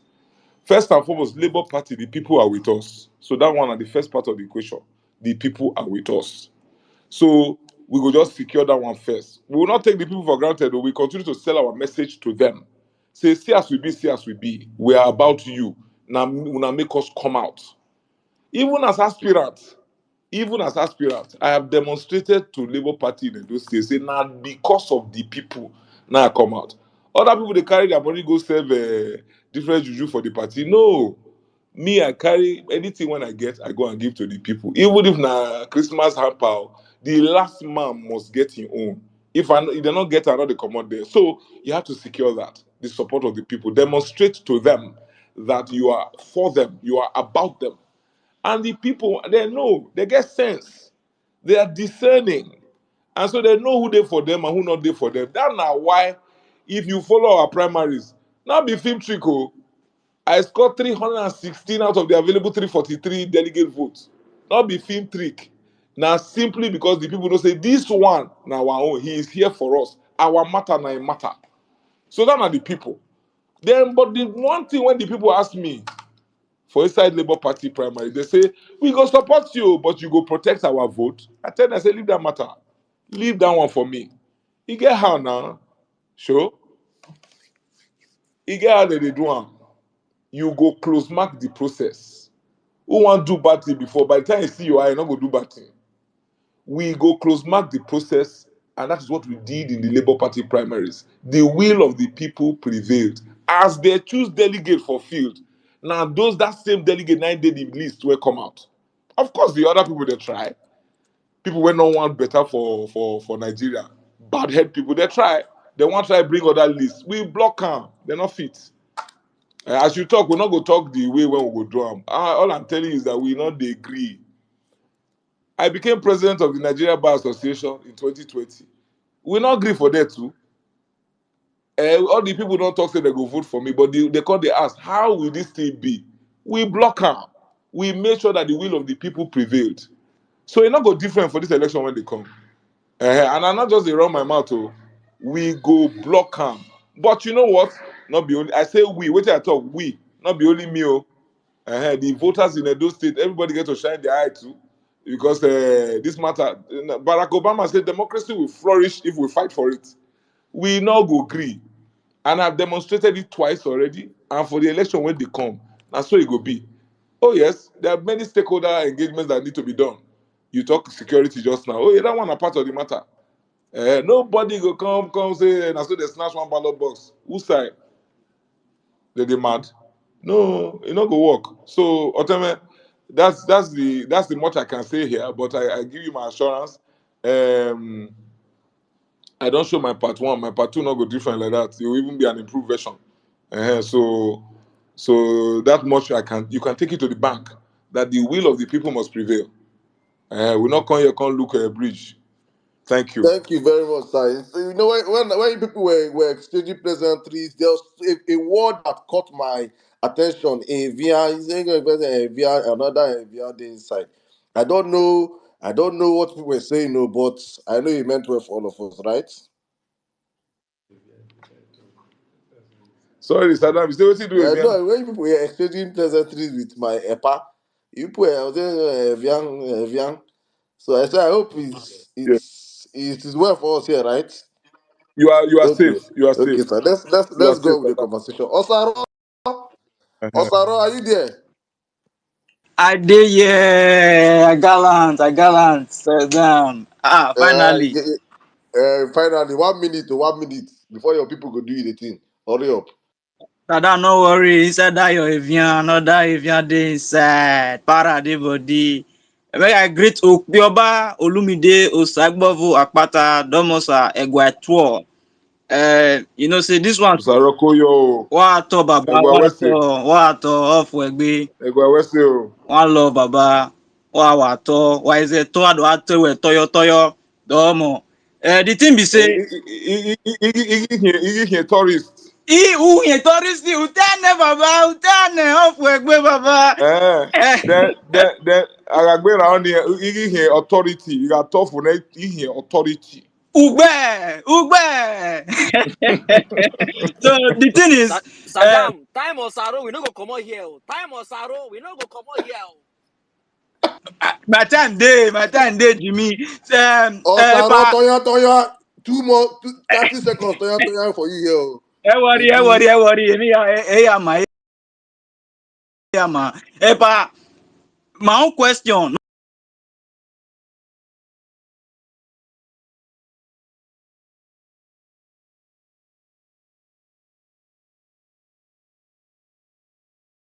Where's your time? But that question, you see, na party we dey na. No be only me na. This kind of matter na.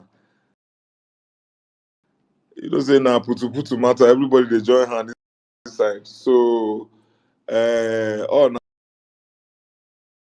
I will discuss closely with even though na me the person want run follow. But this kind of matter, say e be like when you want go marry wife. Now family they marry wife now. Not be just one person they do marriage. So all of us go sit down, look the matter, and then we go analyze that. Anybody who is deputy governor candidate must bring value to the ticket. He must get electoral value, and also you're not supposed to globalize the ticket because we don't want to go find person where we call now. Come body join us. Then before we know now, any gbese when they carry, any egbe when they carry, will come cover us. As it happened for Bayelsa one time like that. So we don't want that kind of thing. So anybody who be deputy governor there must be proper due diligence, and then so political calculation they inside, due diligence they inside, and then you want to make sure that you tick as many boxes as possible. Say you get many people for our state where see the cry say, the thing never reach us, so blah blah blah blah blah blah. So there are all sorts of permutations when people must look, but at the end of the day, the party will take a decision that will be in the best interest of the party and of Edo State. All right, thank you very much. Let me just take some questions from the comment section real quick. Okaka Odumodu says, ask Olamide Apata, did you give $1,000 to each delegates? My name now Olumide. O. You sure say na me they ask that Yes, question? sir. Now you. Now say make I ask you. So I go ask you. Please answer, sir. Absolutely, absolutely not. You know how many delegates we get? 384. I will carry 1,000. They just there. No, nothing of the sort. Waiting, I know say I do, and I've already mentioned it here. When I entered the party, I supported our candidates when they run for local government election because nobody they help them. Now I give them small. We they call it Yobo for Benin. I give them small Yobo. Um, I bought cars for all of our Labour Party secretariats in the state, 18 secretariats. I buy motor for the state secretariat join self. That one not run, I do one. I bought 26,000 chairs, plastic chairs. I buy 26,000, share give. Because if you want to do party, say you want to do political party, there are certain things that must be in place. I reach there and not see those things. I say, well, now here I do. I not dey go anywhere. Oh. I don't pack my loan. I not dey practice law anymore. So I'm here. So I'm ready to invest my time, my treasure, my talent into this matter. As a true party man, I contribute. I give them a chair. So every local government secretariat plus state secretariat plus ward, all of them, I'm on top of my chair, they sit down because Labour Party we mean business. We not come here come play. So I know say I do that one. Christmas last year, I carry over 3,000 hampers share give our members. So if not that one, yes, and that now why they support me because I have shown that I am here to build the party. Uh-huh. $1,000 not be beans, so I don't know about that. So I better me tell Okaka Odumodu say nothing of the sort. Okay. Okaka Odumodu, you don't hear him, Abi. All right, let me ask one more question from the Mm. comment section. Then I will take up speakers here. Please, guys, if you have asked a question, I don't have to bring you down. For Jimmy, your hands were I saw your hands up, but let me ask a question in the comment section. I'll come to you. All right. My brother Naira Exchanger says, let me ask you this question. Nepotism is rampant in Nigeria. It becomes it has become a society where sons enjoy political privilege from your government if you're elected. What are your thoughts on nepotism? Nepotism is the bane of our country now, or at least one of the many. I believe in merit. So I can commit to you here that it's not Olu and Sons Nigeria Limited, oh, now with the enter. It is government based on merit. Uh, Again, I borrow a page from from Dr. Alex Oti. He told us when we were with him recently that all permanent secretary do exam before. That's all directors when they want promote to permanent secretary, they do exam. So much so, say one Edo man when they stay Abia, he pass. Now he get the highest score. They give a palm sec. Now Edo man, that's merit. Edo man, the gentleman has been in Abia from in youth service days to now. He do the exam, he pass. This is Dr. Oti's own testimony. And the guy has become a permanent secretary in Abia State. No, I can't do nepotism because at the end of the day, you suffer. You suffer for the consequences. So you go and put a square peg in a round hole because say na your brother or na your sister picking. No. Instead, I go dey find my money they give her every month. Say carry go chop. If not that one they find. Not to come and say, oh, come and sit down here because you are my brother. Come and take a position that you are not qualified for. You are not competent to administer. No, it's not gonna work.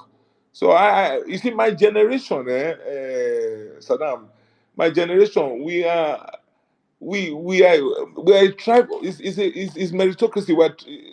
We're a tribe of meritocrats. If you are not supposed to be there, not go there. You have no business being there, not go there. They're not the manage for the matter. Because because what outcomes do you expect from that kind of situation when you put the wrong man on the job? At the end of the day, now we go suffer for them now because we will be the victims or we will be at the receiving end of the faulty decisions or the open person. They make wrong decisions. Now we go suffer them at the end of the day. So it's in our enlightened self-interest not to. So I promise you that. Merit will be the order of the day. Competence will be the order of the day in any government that I run, and I've demonstrated it in everywhere I've been, in my law firm, at the NBA, and now, by the grace of God, when we get to Edo State Government House. All right, thank you very much, sir. Thank you very much. I think let me just have a follow up question. Then I'll circle down to you, Jimmy. Wake up. A Woken Niger youth says, ask Olumide Apata, you say you are our guy. I am sure you are aware of the current zoning conversations online attempting to shake the obedient movement. How will you ensure that governance will be for all Edolites with no zone excluded? Thank you. I missed the name of the gentleman, but Wake up. wake up. Okay, I bet you help me thank him.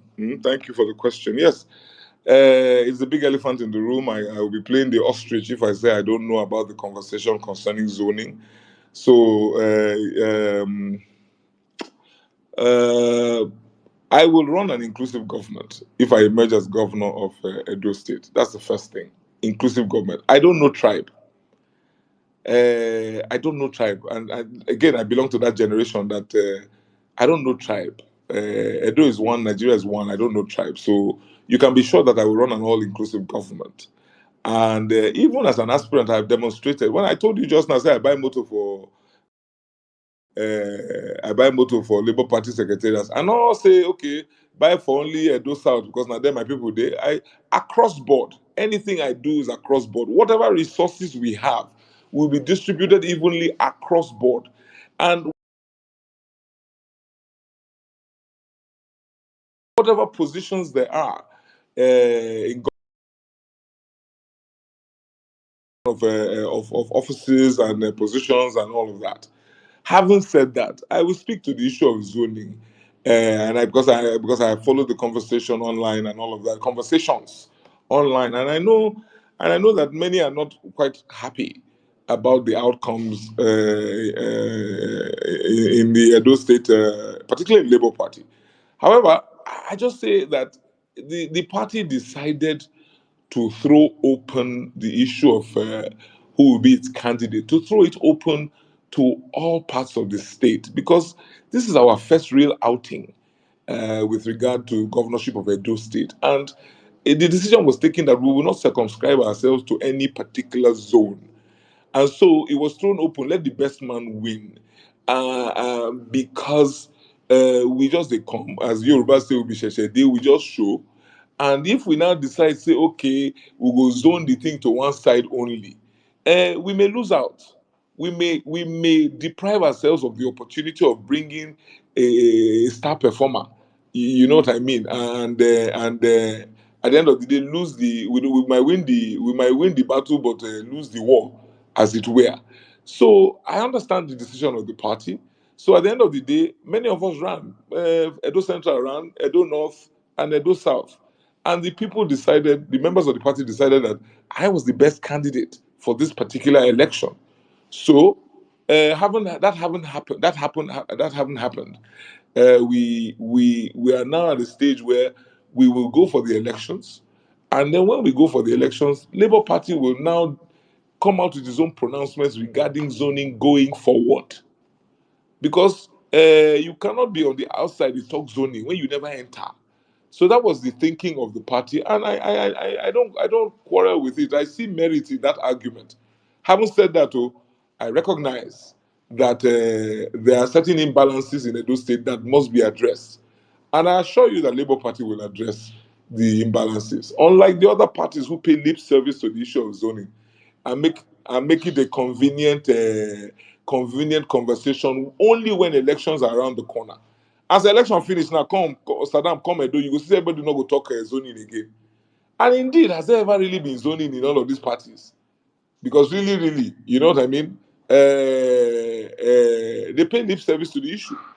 There are many, many imbalances that must be addressed, not just only in what you may call it, in one zone. Akoko Edo is one of the oldest local governments in Nigeria. has remained the same one local government since 1963. Akukwedo.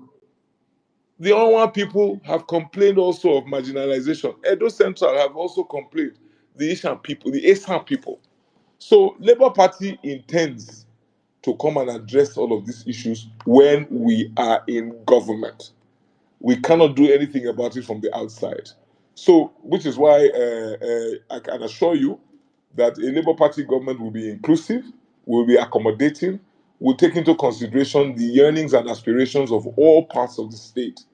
And then, but more importantly, Saddam, if you let me conclude on this point, Labour Party would also demonstrate governance at a level where people will understand that you don't need your brother to be in government house for you to receive dividends of democracy or benefits of governance.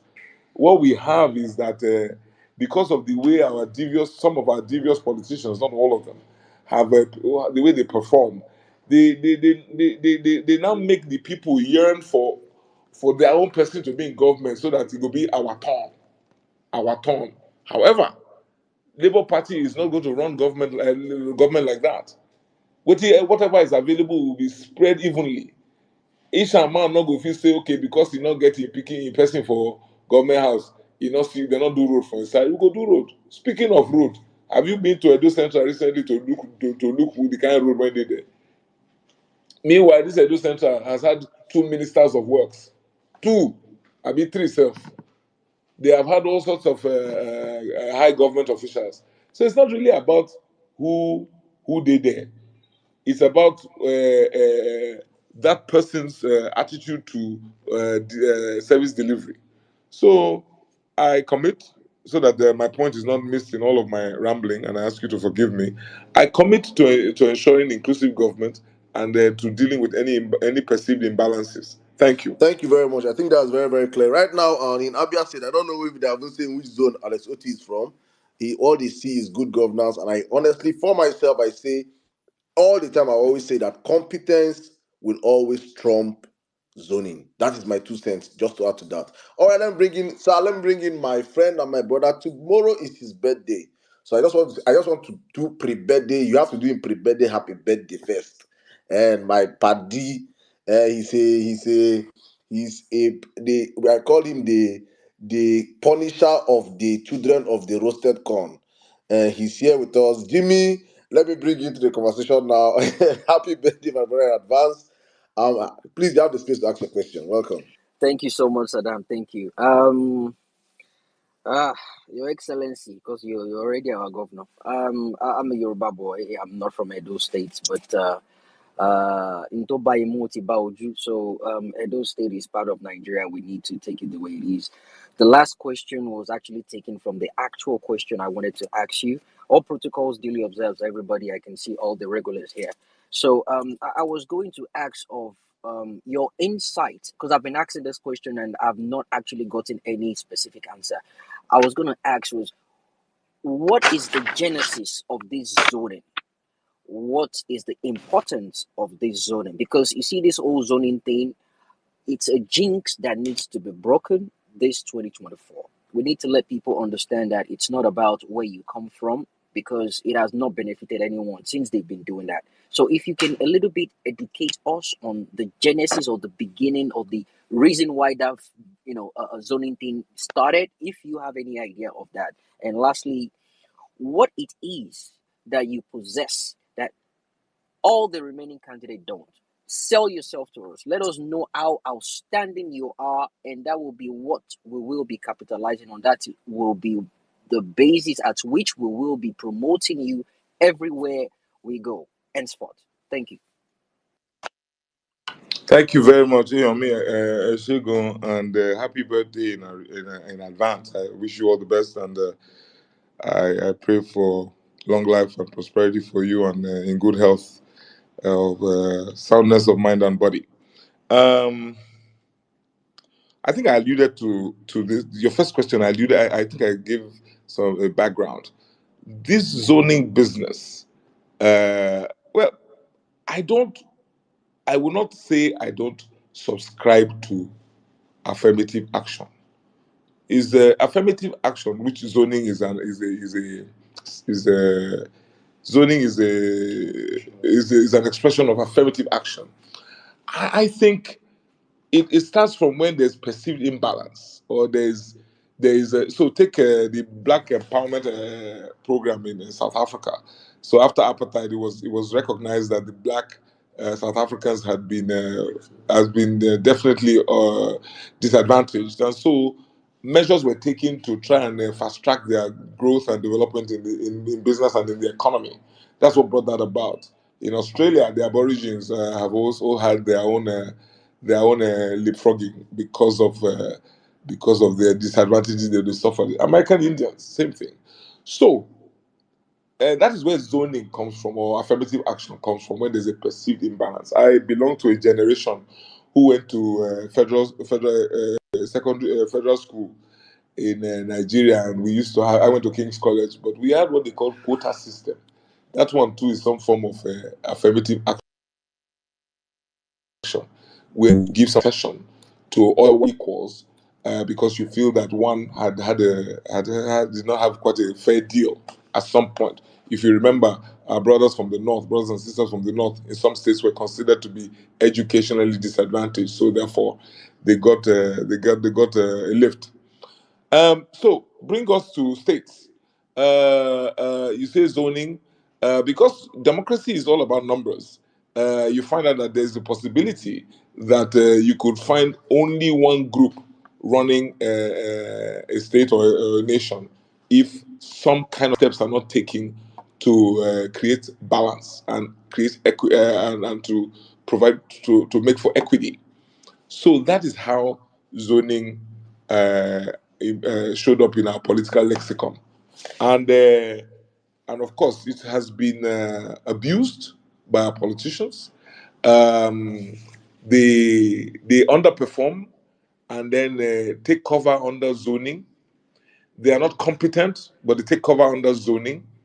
And those who get into office because they want to perpetuate themselves in power, take all the benefits to their own side of the fence, and make sure that they tar even areas that don't need road, you tar the road there, sha.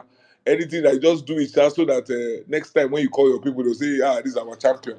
So the people on the other side of the fence, the other zone, will say, well, if that's what you do, the next time we'll go vote, make my own brother dey inside, so that he can tar the roads on our own side. But all of this is, you and I know, is utter crap, because at the end of the day, it is just self-serving politicians who use this as an excuse to keep themselves in power. They create division between amongst the people. You now see this unhealthy rivalry. People are fighting because they believe that it is only when my own is there that I can benefit. So, but Labour Party, I believe, and I'm very, very, very certain, will turn things around. Will change this narrative, because, like Saddam has said already, competence would always trump zoning, and we as the people must get up and say, this thing called zoning, or this thing called affirmative action. The global standard is that it must have what they call a sunset clause. You don't zone in perpetuity. You don't do affirmative action in perpetuity. So when we are planning for zoning, we should also plan for an exit clause, because we must at some point enthrone meritocracy and competence, because sometimes zoning is antithetical to merit, and sometimes to merit and competence. So, in my view, this is my own take. This is how this zoning thing started and has taken root in our political lexicon. I hope I've answered your question. But the other question you raised, what's my USP, my unique selling point? Um, I don't know if it may not be unique. There may be others like me, but definitely not in this particular race. I belong to the Labour Party, and we are for the people. That's number one.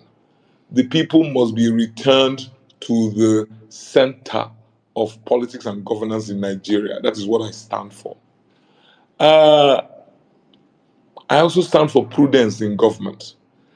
Uh, I was, like I said, I was with Dr. Oti a few days ago, and we're talking about just how to run government in today's Nigeria.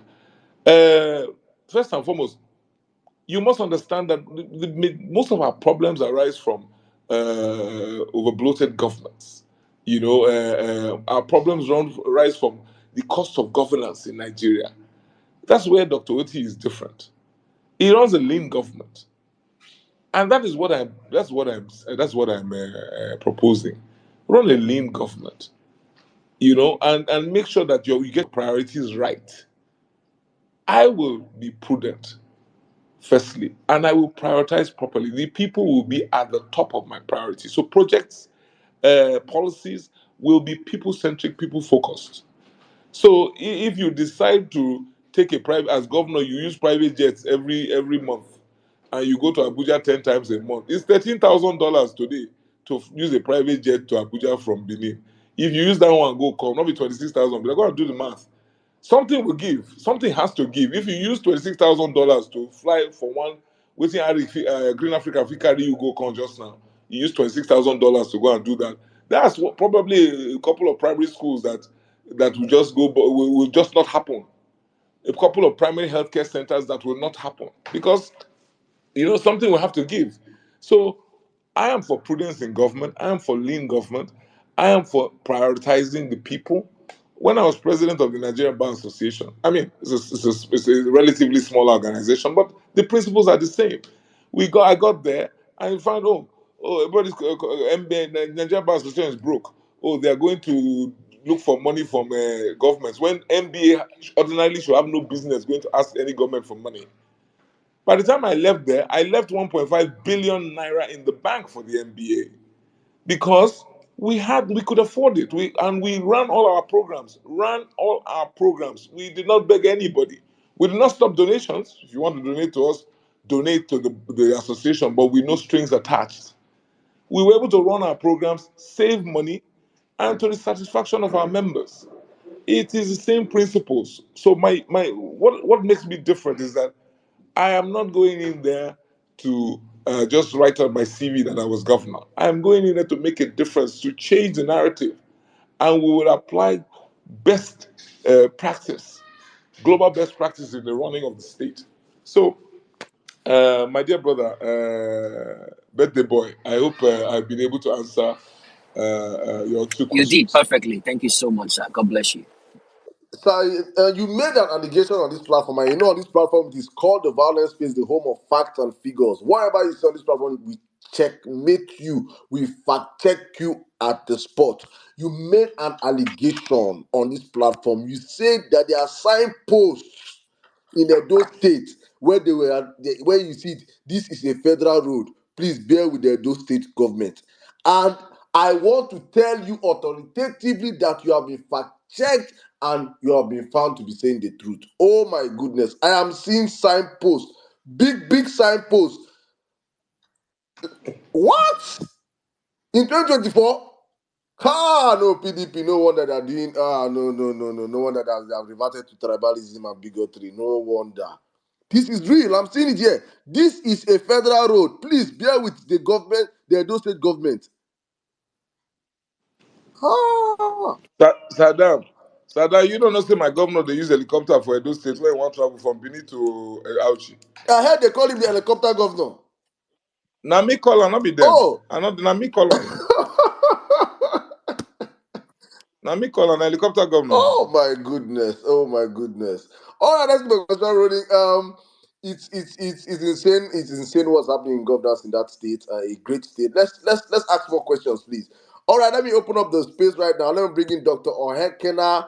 Dr. Ohekena, please, you have the space in 1 minute, please, guys. Let's keep our questions Saddam. as short as possible. Mr. Steve, you want to say something? Yes, just let me crave your indulgence, guys. There's a tweet I pasted on the jumbotron in the spirit of obedience. Now we have confirmed that our visitor on this space is an obedient. There's a tweet on the jumbotron I just made yesterday. Please engage that tweet. I said, obedience operation adopt a local government. We need obedience people across the world to choose a local government in Edo State, where your support group and your association will ensure that people hear that an obedient, someone that believes in the people, is running. And when you do that, reach out to us on the DM. It's on the jumbotron. Thank you very much, Adam. Thank you, everyone. Thank you very much. All right, Dr. Hekena, you have the space in 1 minute. Please, straight questions, no Yeah, submissions. Thank you. yeah. Thank you, Masadam. Good evening from my end and everybody in the house. Barrister Olumide, good evening. Ese, sir. Good, Olabon. I'll good greet you in my evening, my brother. I'll greet you in my on one language. Sir. Yes, so My yes, quick sir. question is, sir. My quick question is, the local government system in Nigeria is nothing to write home about. What will you do differently to give power and autonomy to this closest arm of government to the people? Thank you. Thank you, my brother. Thank you, Dr. Akena, Dr. Oikena. Um, well, at least thank God. I mean, I couldn't agree with you more. That is the government closest to the people, and in our typical fashion, we have bastardized that system. You go to America, and the average American is more interested in who is his mayor, as against who is the governor of his state. So, but in Nigeria, because the people are not important, the people don't matter. So that level of government, or that tier of government that is closest to the people, has been almost eroded. State governors just simply uh, just take over local governments in their states, and they fire and they hire as they will. In fact, in Edo State on the 2nd of September last year, the PDP government claimed to have held local government elections. It was a sham. That much I can say, because again, the local they don't. It's not important. Nobody. Meanwhile, it is that level of that tier of government that takes care of the primary healthcare centers we're talking about, that will take care of the markets, that will take care of our primary schools and all of that. The issues that are important to the people. So they have to wait for state government or from governor from state capital to deal with their issues. When ordinarily the system was designed for them to have a local government chairman to whom they can run to with their issues. But thankfully, there has been a constitutional amendment, if I'm not mistaken, uh, that is dealing with that issue, and definitely we will.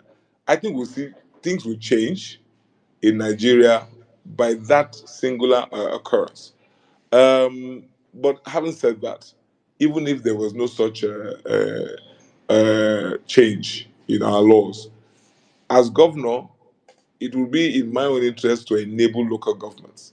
They are the government, like I said, closest to the people. I have nothing to fear, nothing to lose. Why on earth would you want to eclipse that whole tier of government, which is what we see? I would enable local government system. I would work through them. I will not be a governor who will sit in the state capital. I will collaborate with the local government chairpersons to ensure that government at that level is functional, is optimal, is operational. And you know what I mean. So that's why I'm looking forward to that kind of collaboration, because that is the easiest way for people to feel the presence of government. So if we have local governments running optimally, then you will truly have a story to tell, truly. So I think it's a no-brainer, and I feel really sad at the way local governments in Nigeria have been rendered almost totally useless by state governments. Hopefully, the new state of affairs would change this. Thank you, Dr. Ekana. All right, thank you very much. Please, guys, when you've asked questions, I have to drop you for other people to come up and ask questions. All right, please, in a minute, every question's in a minute, real quick. Thank you very much. And if you're up here and you want to ask questions, please, your hands can be up. Please, I'll drop every other person down right now, except our guests, so that we can bring more people. We have over hundreds of requests here. I want to bring in as much as people as possible, please. Thank you. Saddam, let me drop so you can have more rooms. Let me drop. I'll come back. God bless you, my brother. Happy birthday in advance one more time. Thank you. All right, Omon, Ojote Osas. Good evening, sir. You have the space. Please, in a minute, ask your question, please. All right. Good evening. Am I audible? Can you hear me, sir? Yeah, am I audible? You're audible, sir. I can hear you, sir. Please ask your question. Go on, sir. Thank you very much, Adam. It's a great pleasure putting me. on the audience to speak tonight. Uh,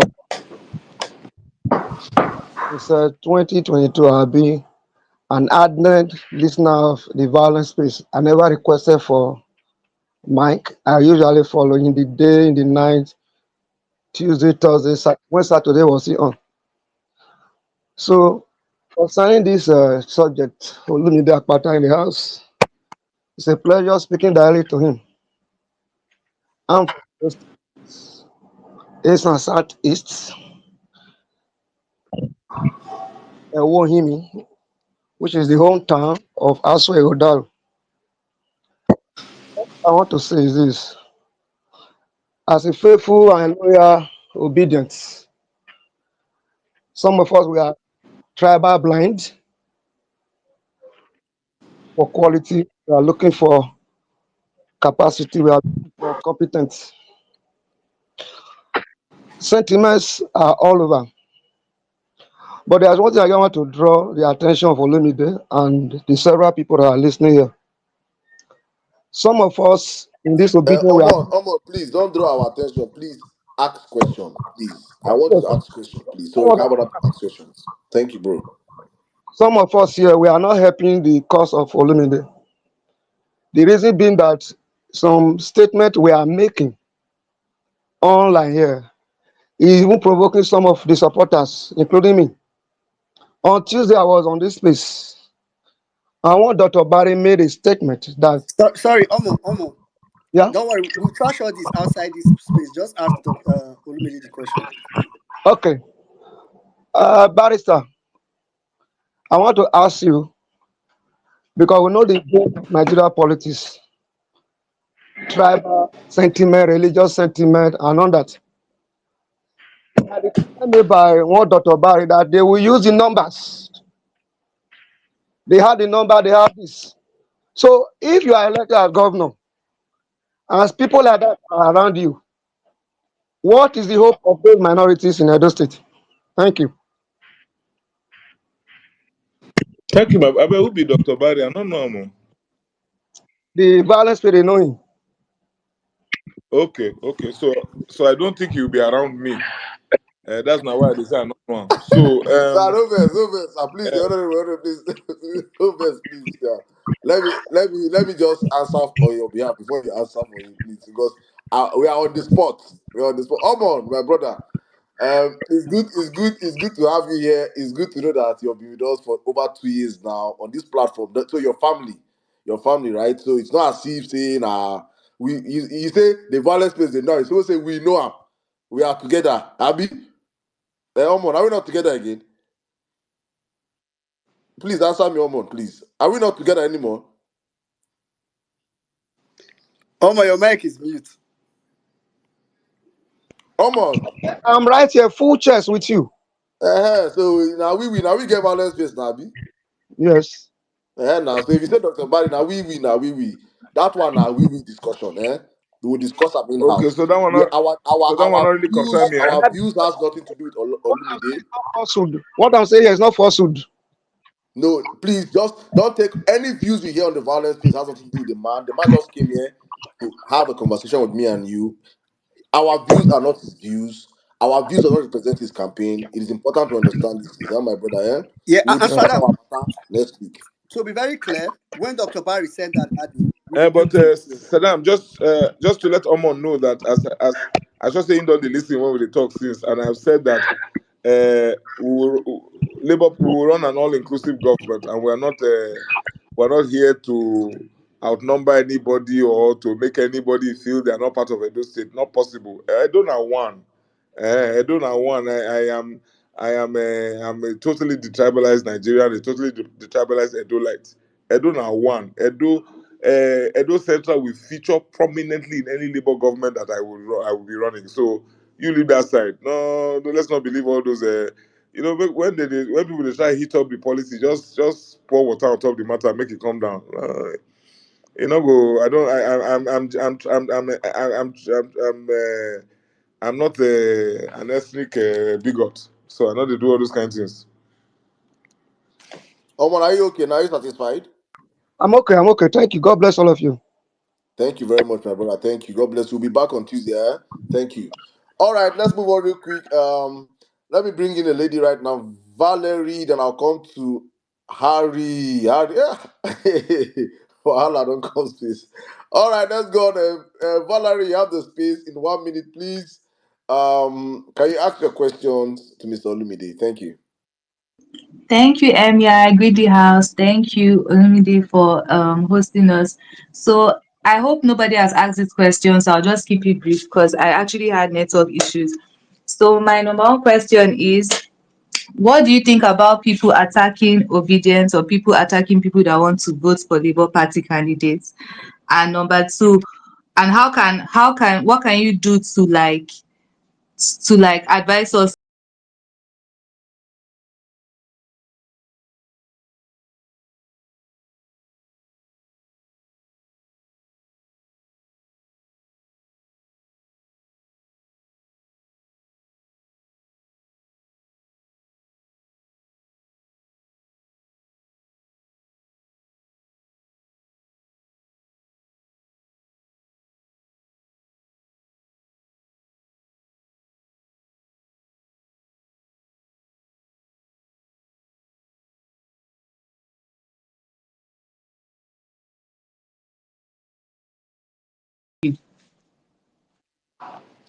Thank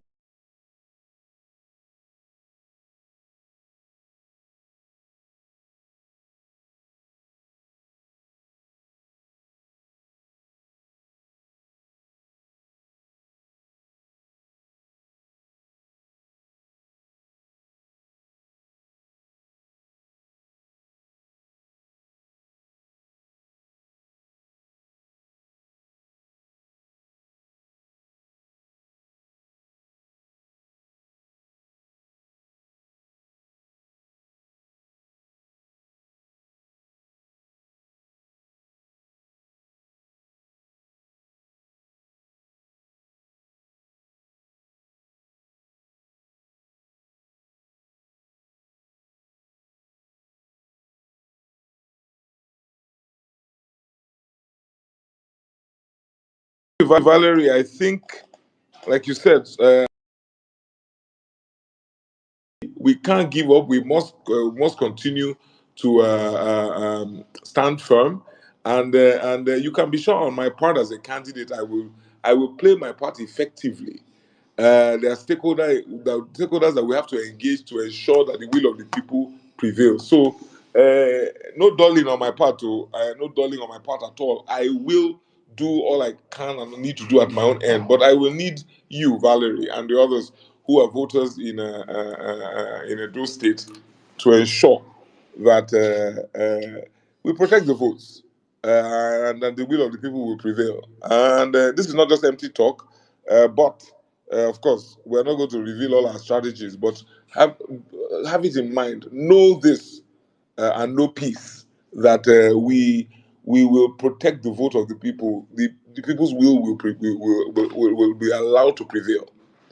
But your first question is one that has not been asked before. My attitude to people attacking obedience and those who vote for LP candidates. I have zero tolerance for such rubbish, and I really cannot stand that kind of behavior. And in the gubernatorial elections in Lagos last year, it was something that was on full display, and I stood up to be counted, and I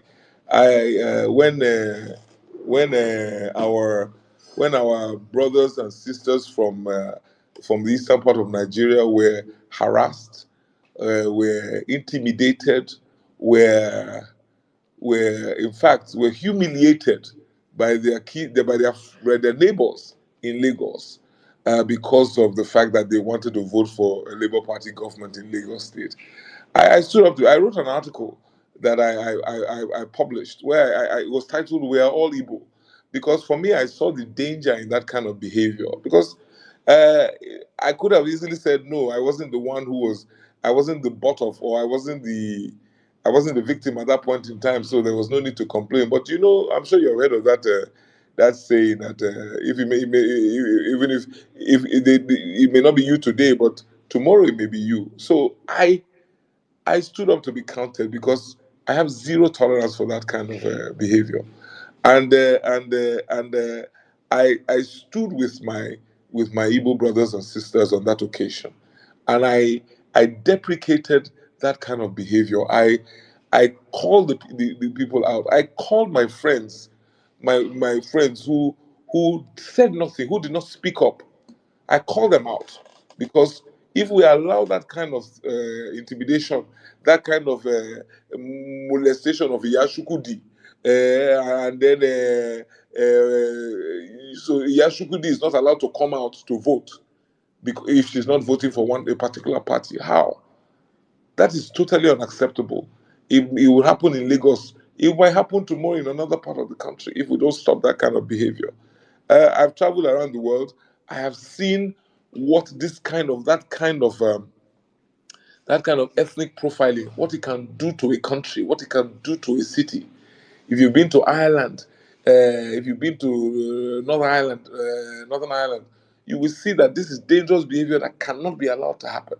So I stood up to be counted, and you can be sure that I will stand up again in the face of such a tyranny and in the face of such a intimidation and bullying of any section of Nigeria. All right, thank you very much, sir. Thank you very much. Well answered. All right, let me run straight down to Harry. We have been here with Olumide for over extra. We have gone past second half. We have gone past extra time, and I think it's time. He has given us extra time, sir. We have hundreds of people here. On the I thing, they want count down past 100. Wait till they happen. and it's not going down. It's not going down. It's people really want to ask you questions. My DMs are a mess. The comment section, we have over 700 questions I want to be asked to you from Facebook, from YouTube. There are questions I want to be thrown to you, and we cannot ask all these questions now. I think you've covered so many major key talking points, and I think you will have to make a commitment to us when you will come back again, because these conversations are one that you should be having, I think, as often as possible. But let me run to Harry right now. Harry, um, is did my honorable disappear? I don't. I think he has decided he must have fallen off. But guys, this is the violence space, and you've been listening to Olumide Apata. Okay, he's back here with us for the past over 2 hours now. He has been on the hot seat, asking, receiving questions, answering questions from Nigerians, from Edolites, most especially from Edolites. So I will just run now to Harry. Harry is one man soldier, sir. One man mopo. One man mopo, and he's here to ask you a question that has to bother with his state, Edu. Harry, you have the space, my brother. Welcome in a minute, please. Good evening, everybody. Thank you, MS Adam. Thank you, everybody. Epadomo, Boato. As my mom she go say, Lamezi, Oh, you yo. know, Domosa. I've been here and I've been listening to everything you've been saying. I want to say, I really like your confidence. You dey yarn am as I want hear am, or as it be, or maybe not because as I want hear am, sure. Maybe you don't already win one soft spot for my side, but soft spot aside, I want just let you know, say, um, I don't want to make you explain too much because I don't already know, say, 60% you go date Dennis Osadebe Avenue for after September. But then I go enjoy your presence if you come here, come explain, come talk to us. But then besides that explanation, Epa, I go like make you show workings, because me, I like receipt well. I know they like talk too much. Now workings, that be my talk. So that aside, I will ask you my question now. And my question be say, as a person who grew up for Benin City, for those states, Gelegele seaports and something will be like say na legend to most of us we be say we dey young. And many people don't promise us. So if my question, I don't want make you promise me, just I want make you tell me the truth as it be for your mind. Epa, that Gelegele seaport na legend or na something we be say go fit come to reality for our lifetime. Now, my question with that.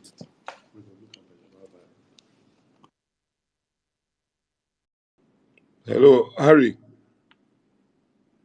Harry. If I You do there? you, I Uh-huh. if I do you. Okay. The only matter when I dey vex for is say na only one soft spot I get for your side. You go make am like three now. No, as the day goes by, go Okay, the now plenty. I That one can't no dey be worry. You can't wahala. even score me 60% self. That one, I'm normally a better student. Anyway, I just the joke. How your side, eh? Well, yeah. Yes, oh yes, sister, oh yes, say So domo. speaking to your first issue, now show your working. Nine be the only way. Oh. But I still get to call Yan Sha, Abi. When I still make a come, so I get to show. I get to. Abi, not before here we go show the working now. The only working when I feel show now na my antecedents, which I don't do for other places. As I take run MBA, as I take run my own law firm, because really the principles are the same. It's management of men and resources, men and material. And be the thing. How do you? What are your priorities? What do you want to do? Small money when they your hand, how you go share them? It's the same principle.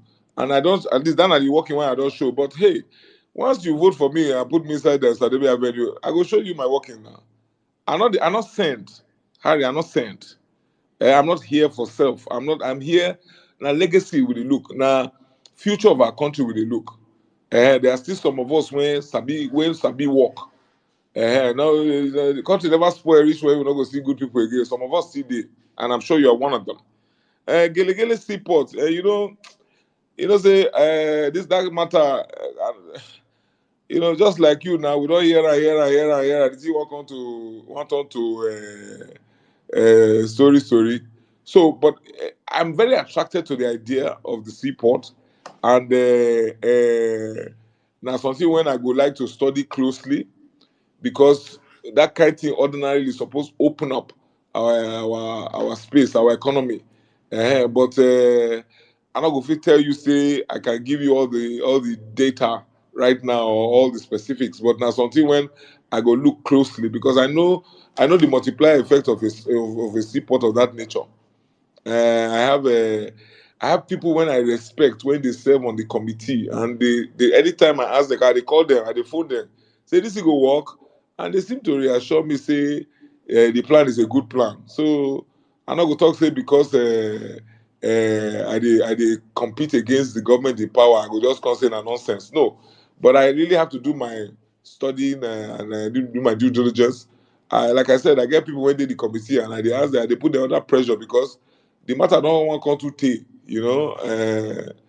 may not come be say na voicemail matter we don't enter. So, but hey, they no finish. I wish it would be a good viable project because it will inure to the benefit that will come out of it will inure to all Edo people. So now that one, now that one, now there I fit talk the matter reach. Thank you very much, sir. Thank you very Take care, my much. brother. Now only way I get to talk with that. Thank you very All right, much. thank you very much. And from behind the Gelegele support, they don't drag my back, they drag my legs, say Oga has to go, Oga has to leave, and he has been here for an extra 45 minutes. And honestly, sir, we don't take it for granted. For us on this platform, we know how important these conversations are and how much you need to really sell yourself to the people. But at the same time, we also understand that time is money and we know that there are people behind the scenes that really need to have you right now. So I think when guys, we cannot go any further with Mr. Olumide. For him, he want to stay going forward, but there are people behind that really need to take him off the space right now. And he has given us his first um three close to 3 hours now, sir. But I have like 1, 2, 3, 4, 5 hands up here. I want to ask you a question already. Should I allow these 5 people ask question once, or do you want to go now? Let me put you on the spot. So then, I mean the talk. Yes, sir. What was your question? I'm so sorry.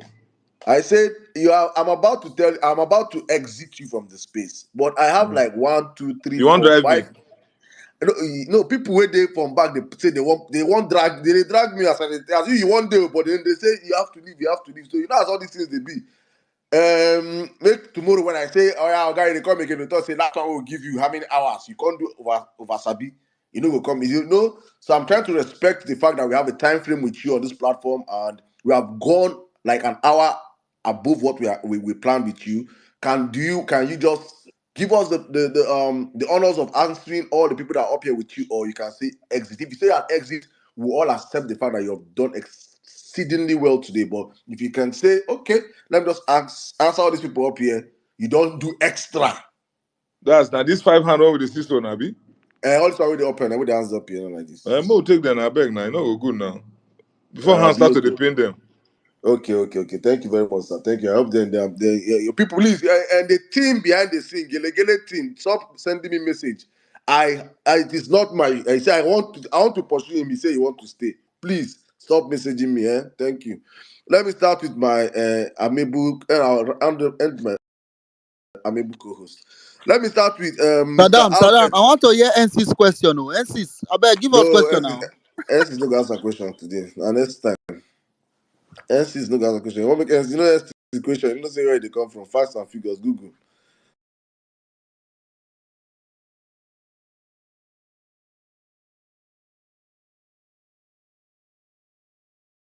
Osemingo area. Hey, Oshari, I greet Magaria. very much. Well done. Oh. Also, when you mention Mujaga, okay, I'll be fast, sharp, but I need to talk this one. In Chambers, and one place where they One go minute. play Go. well. No worry, I not reach 1 minute. You In Chambers, now where they go play small well near Warri Club. So, that's at my office now. Now there we do 19. Now there we do now for Dr. Oji office. okay, quickly, my top question is for as regards not really a question, but and this is about dissent voices in the Labour Party right now. That may some are using the excuse of zoning as their problem. Some are genuinely feeling zoning is their problem. Hope there are plans to get them back in the fold because to an extent they are causing a lot of making it very difficult to campaign. So I hope you have plans to get them back in the fold. That's the question. Thank you, my brother. I'm most grateful and always glad to speak with a fellow worry boy or full wafi. Well, you know full wafi, Nabi. I be fool, I feel, but like you, the way you take come my side, come pen, now so I take pen for your side. I did been in Correct, 20 years plus. correct. Not bad. Now we. So anyhow, so yes, we must heal the wounds. We must bridge the divide. Um, I can understand, but what we must not allow, because quarrel day where two different kind of quarrel deal. There's the quarrel of adverse because I've been offended. There's the quarrel of adverse because they say we dey listen to people when not like us. Make we not listen to people when want scatter us. So if I am to say anything, I go say no. Make we check out the people when they call talk inside our ear. They tell us say this one do one thing, do two things. What will be their motive? What are they trying to achieve? They want scatter this thing because they want use the excuse of oh they not give us zoning. Let us be careful. However, efforts must be made. We will call everybody. Say see, even if na so the thing happen now, steps will be taken to correct whatever anomalies, whatever aberration we see for the setting. We must give that assurance. We must give that comfort to our people. Obedience, Edolites, those from Edo Central, we must let them know, say, not be say, it's not a winner takes all kind of thing. One person must win. So, as one person don't win now, we will say, okay, next step, what will be next step? How we want to correct this matter? You understand what I'm saying? So, at least on my own part, I'm speaking to the leaders of the party. Now, the same sentiment me they see as far as labor is concerned. And with regard to obedience here, and the obedience and all of the stuff going on here, I'm sure that I definitely, anything when Bifi do to put hand inside the matter to bring everybody back under the same umbrella. Well, I don't want to use umbrella, not the umbrella. Everybody under the same fold. So I will definitely do my part. Do my part. Thank you. Thank you very much, sir. Thank you. All No, right, real I quick. beg, bring them other papa, mama, picking. Not the umbrella matter, I beg. And All we right, don't real need quick, broom. We don't please. need broom. We don't need broom too. Real quick.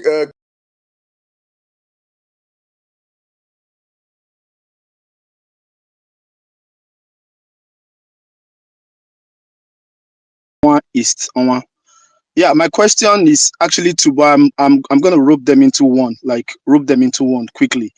I believe the reason why many of us have found ourselves in this peculiar time, this period, this gathering is because of one man who who we actually look up to, who like brought this movement, who is like the focal point of this movement, which is my principal, Mr. Peter Obi. Now, I want to know, just in one sentence, I just want to know, sir, what is the core message of your campaign, and how do you intend to use it to excite the voters in Edo State? Because, sir, trust me, the voter apathy in Edo State right now is beyond what people are actually what people are actually thinking of. They people can't you can't really people A lot of people are not really happy about the political setting in Edo State. A local government election was conducted; it was a sham. The 2023 election, people were disappointed. In my polling unit, I had people who were destroying their voters card. So, but the one thing I know is that that kind of excitement that Peter Obi's personality brought, that kind of that the way he sold himself to the people, the Kelby, message he please. was passing Kelby, across. question, please. Question, please. Yeah, I think he gets what I'm saying. So that what is the core message of your campaign, and how do you intend to use it to excite the voters? Thank you very Thank much, you. Saddam. Kelvin, thank you. So, I think the fact that I personally stand for the people first, I think that's the first thing I'm putting forward. It is about the people. And I am not just saying this in a vacuum. That message has already been passed on to members of the Labour Party, and they are excited that it is about them, that we are here because of them, and that our policies will be directed at them. And they have also, and so they have. I've mentioned this before already, and they supported me, but they supported on one condition, which is the point you have alluded to, that we will work to protect their vote and ensure that their votes count. So, and we have said that that will be done, that we will work to protect the vote. We will do what we need to do. We will pull all the stops to ensure that their votes are protected. So, the first thing is the people are the most important thing to us in Labour Party. Papa, Mama, Pekin. All our policies will take root from that, will take off from that point. It is about the people, what is most important to the majority of the people. But then we are not just going to come and speak grammar. We are going to ensure that we do the work. We pound the streets, we protect the votes, we call out the stakeholders, ensure that it will not be a situation of a monkey walk, a babu chop. No, we will ensure that the people go out, but and it is what they want that will prevail. So, I don't know how what else I can say to this point, because like one of my brothers said, it's really a matter of show you're walking. After a while, people begin to say talk is cheap. You know what I mean? So I'm a bit hesitant to keep on rambling on the point. The Bible says, "By their fruits you shall know them." So I think time will tell whether or not, as I dey talk and as so I go do them. If you know what I mean. Thank you. Thank you very much, sir. I think that was straight to the point. All right, let's go to Nosa. Stefan Egbon. Please, you have the space in 1 minute, please. Question, please. Straight to your question. 1 minute, please. Thank you so much, Saddam, and all protocols duly observed. Sir, Olumide, I have a question that I want to ask. But first, someone mentioned about unique quality. But I believe, because I grew up in Benin, so I believe compassion and kindness to the Edo people should be that unique skill, or that unique soft skill you should have towards us. Because if you are compassionate about the people, you would want to make things work out for us. So I beg you, in the name of God and in the name of our ancestors, please make Edo work. So my question is, what is your plan towards tourism, culture, and education? Because you see people saying school na scam. Majority of them being Benin boys. I grew up in Benin and stuff. So I want to know what your contribution towards education would be, because we want to see an Edo where the Edolites are reasonable. We know what we're doing. We're focused and all that. So, what is your contribution going to be towards culture, tourism, and education? I mean, Edo State is a place of culture. We all know that. We know our culture. Thank you, We know our thank you, stuff. Thank thank you. you, thank you, no sir, thank you. Sir, question on what is your position on education, culture, tourism? Please, real quick, sir. Thank you. Okay, so with regard to culture, culture is a unique selling point. But before let me quickly go, no, sir. You talked about compassion. I already mentioned that. I think that is one missing. That's something that's missing in the government of the day. No compassion, no empathy. They don't really get it. You know what I mean? What the people want is not important to them. That is what I bring to the table. I am about the people. So compassion, empathy, definitely my strong points. Culture, unique selling point for Edo State.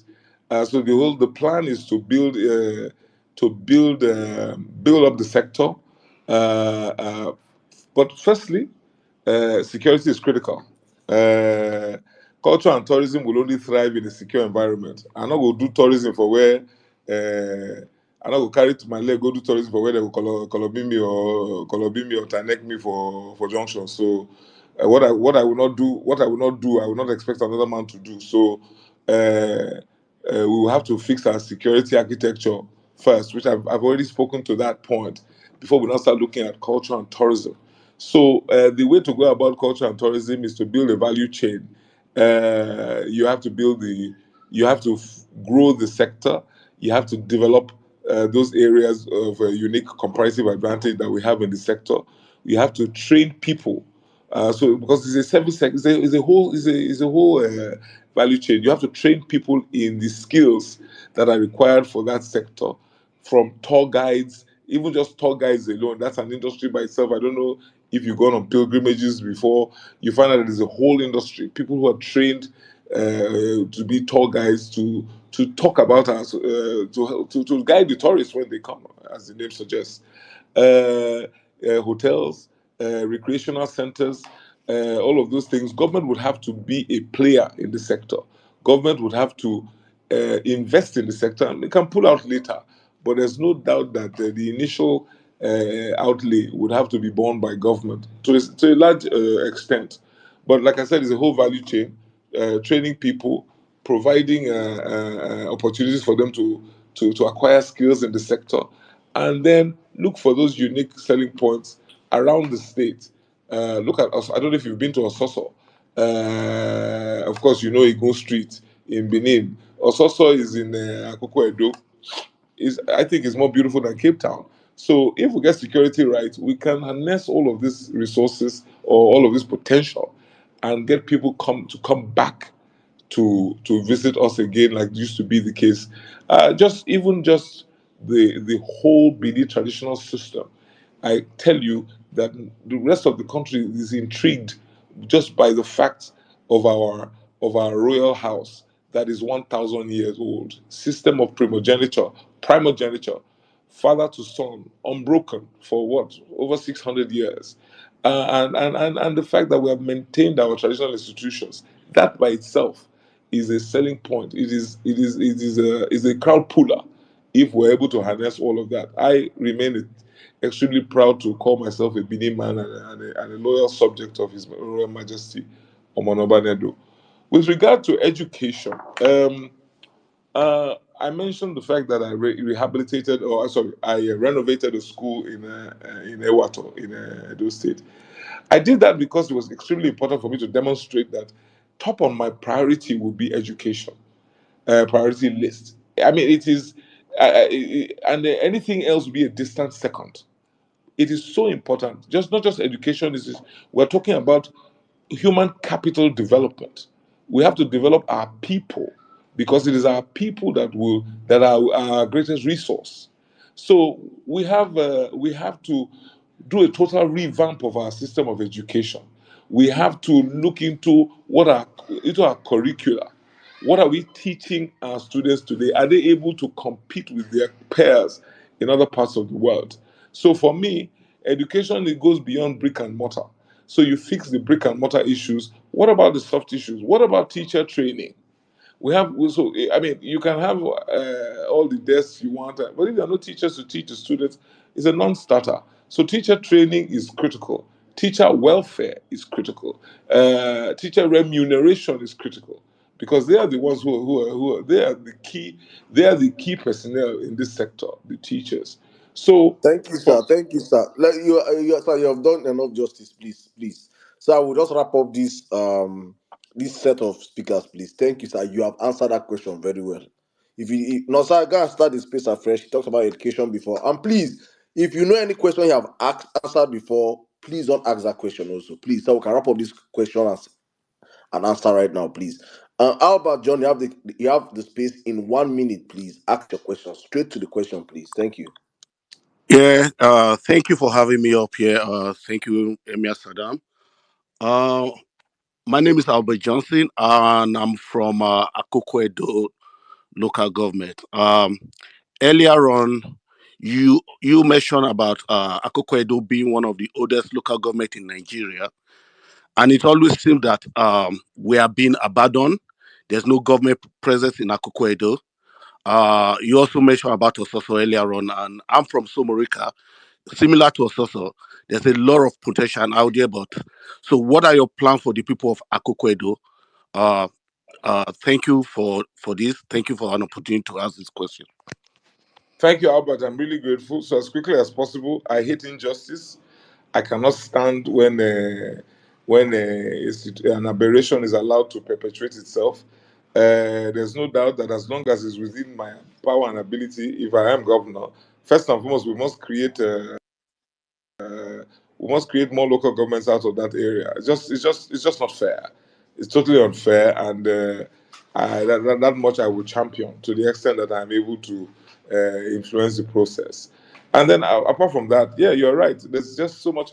I just noticed that that part of the state. I have good friends from Ososo.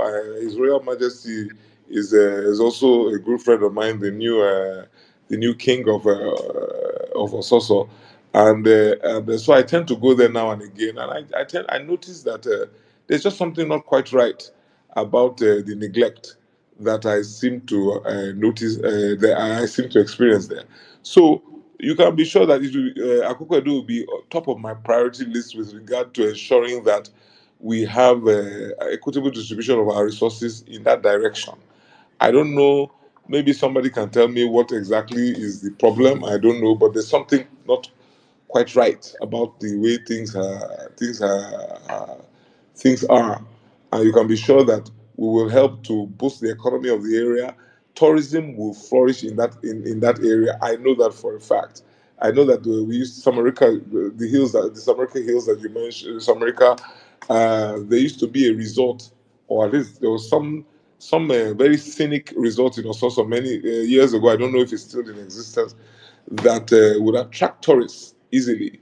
But there's a lot of work that needs to be done. The road network is a disaster, and I couldn't help laughing when I was driving to Igara one day on a really horrible road, and I saw road safety personnel standing there, and I was just wondering what road are they superintending? There's no road, so I guess they just added to the nightmare. So they are there fleecing bike men and fleecing transporters on a road that is already a nightmare to even navigate. So Albert, I always give the example of Akoko Edo because I know it's the problem that we must resolve. So I thank you. Thank Thank you very much. All right, thank you very much, sir. Thank you, Mr. Mike. Please, in 30 seconds, your question, please. Thank you. Yeah, you'll be giving everybody 1 minute. Okay, I'll be very brief. Ipadomo, my name is Michael Gbede, President CEO Michael Powers. We into defense, security, and policy. I just want to ask this question, on behalf of the private sector where I belong. If we send you anything regard the security support and project finance, will that take weeks or will it take months for you to basically respond to? Because as an executive, you will be making executive decision, and you will agree with me that speed in itself is efficiency. Thank you. Well, so thank you so much. I come from a world where you must be nimble, you must be quick. You cannot let the perfect be the enemy of the good. So I'm not going to wait for anything to crystallize into perfection before we start to deal with it. And I believe in ideas. I believe in the superiority of ideas. So whatever you send to us, we will look at. As anything security is music to my ears, because you know that that is a real challenge for our state. Security is critical, and any solutions will be thoroughly interrogated, thoroughly reviewed, and applied where we find that is a right fit. Project finance, that is the world I come from. I've been a lawyer in that space, and I know that it is something that we are going to need plenty of. Project financing is something that we will need partners to come work with us on the various projects in the various sectors that we're looking at. So, short answer to your question, you can be sure that you will definitely have my attention, and I will be swift, very swift in responding to any value adding suggestions that you will bring to the table. So, where's the Kakabokoyo? Thank Thank you you, very sir. much, sir. Thank you. All right, well, Nigeria, please, if you can do it in 30 seconds, Yeah, please. I mean, yeah, thank you very much, Sadam. I mean, mine is so I wouldn't want to stress Barrister Olumide again. I don't think he has to answer my question today. I think mine is more like, first an advice, then secondly, a question I doesn't really need to answer now. First, the advice is just to buttress what Kevin has said earlier. I think what Kevin was trying to say is really pretty much of an advice. A barrister, you need to be in people's faces. As in, you need to and I trust you can do that. Seeing what you did in the primaries, put be in people's faces. Like I heard you earlier in the space said you were going to do vlog. I was just saying when you said, I was like, I hope in that process you pop out in places unexpected, expected. Let really, really just need to be in people's faces so that people can be excited just the same way people were excited before Peter Obi. Now the question is really for me for a state election. I'm looking for specificity as much as possible. Right? I know there's tendency for everybody to say, okay, I'll do security, I'll do this, I'll do that. I really just want to say, ask this, and maybe the next time you may come on space or your manifesto, that's where I'll get the answer. I really would wish or appeal that you be specific about, you always talk about what the people need, about what you think the people need. Personally, I mean, if you ask me, I'm going to say power and infrastructure, but at least two things, and be as much as possible specific. So if, for example, you are going to say, when I become governor, 50% of Edo State or this particular city is going to have 247 electricity, so that I can hold you, like I can say, you said it specifically, rather than if I hear, okay, you said, don't worry, power will be solved and all that. So it's just that specificity. But I know, you are not the typical politicians that have punchlines. By the time you do your survey and know what is obtainable, you can start. That's when you can come to specificity. But I'm really hoping that the next time we hear from you, I'm going to ask this question again whenever I get the chance to speak to you. But I wanted to ask it now so that you can have the time to go and review. And I wanted to also ask it last so that it will also be on your mind. Things that you intend to do as specific as possible. So that's really it. Thank you, my bro. Yeah, I do intend to be in people's faces. In fact, they go tire for me. We are going to show up. We I don't intend to sit down in Benin to run a campaign.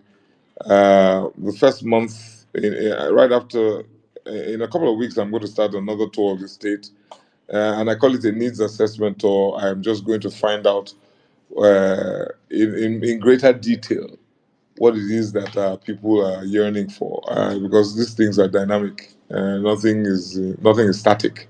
So what may have been an issue last year probably is not an issue this year. So definitely, I will be going around. I will share my experiences with you. I'll definitely with you guys. I'll definitely come back here at some point. Specificity. Of course, we can't drop everything on the table in one day, but I think I mentioned in the course of this interaction that take primary healthcare centers, for example. We are going to establish primary healthcare centers. No adult person would need to go beyond a 5 minute walk.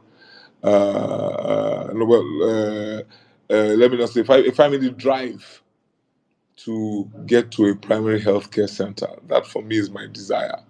Uh, Definitely, power is for me. First on my list is indeed power. I've been in electricity law for a while now. I understand the system, how it works, and you and I know the multiplier effect that power has on any economy. Thank goodness, state governments can generate power on their own now. So we are going to be on the lookout for investors to ensure that we have. Look at the Azura project, which, by the way, I was fortunate to be a lawyer on that project. The Azura project in Edo State. That project is taking is responsible for about 10% of all the what you have on the national grid. Now that states can generate their own power, that power will be directed. That kind of power, if we have that kind of project, we'll direct the power to to Edo people.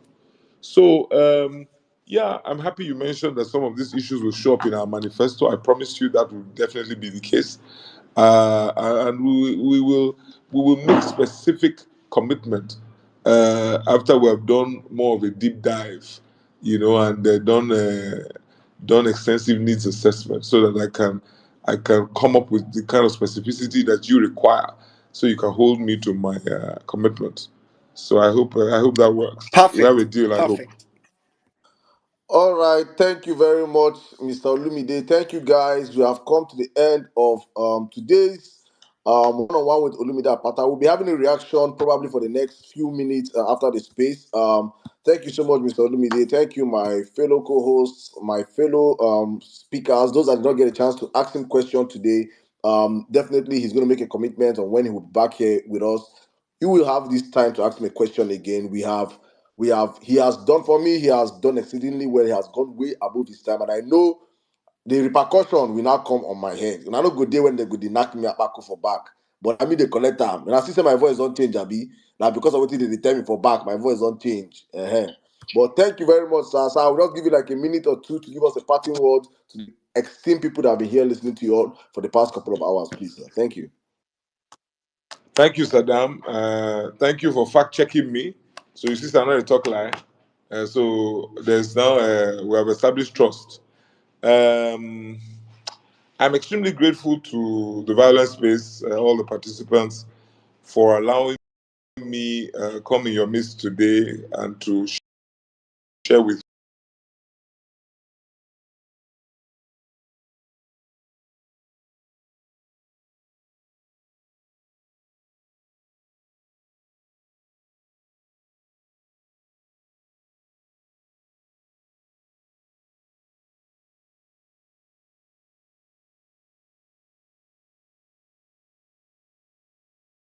let am go. Just write my name there.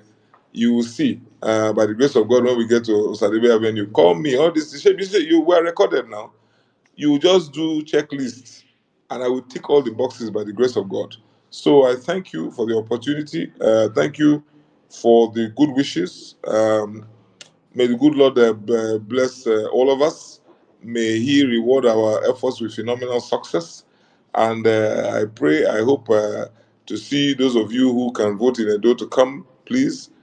And every vote counts. Every vote definitely counts. And those of you who are influencers, who have people at home in Edo State, talk to your people. We are at the cusp of change. We are at the cusp of instead of whining about the problem. I thank you, Sadam. Thank you very much, sir. Please, people are already asking me also how can they support your campaign. So please, if you can also provide your campaign details, also we'll be putting up on social media, post it up on your page so that people can go there and donate. Because on the obedience on this platform, I tell you, we fund candidates. We don't collect money from candidates. We give candidates money that we believe in. So please provide that on your Twitter handle. Obedience, people like my DMs that want to support your campaign, that believe in in what they have heard from you tonight, and hopefully is the beginning of a process for you. Thank you again and again and again. Please give us your time. God bless you.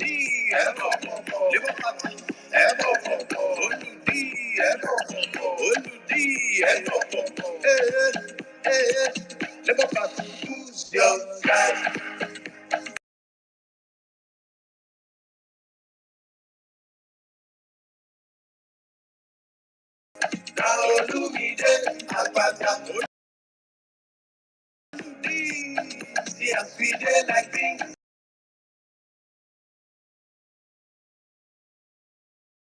Of you, I think we might not. Should we have a reaction? Well,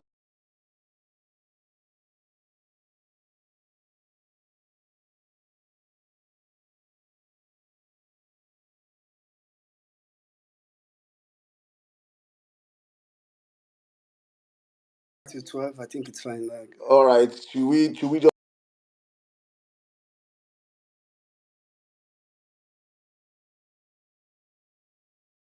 comment section. I'm sure sometime himself probably will come around. These people come on social media, so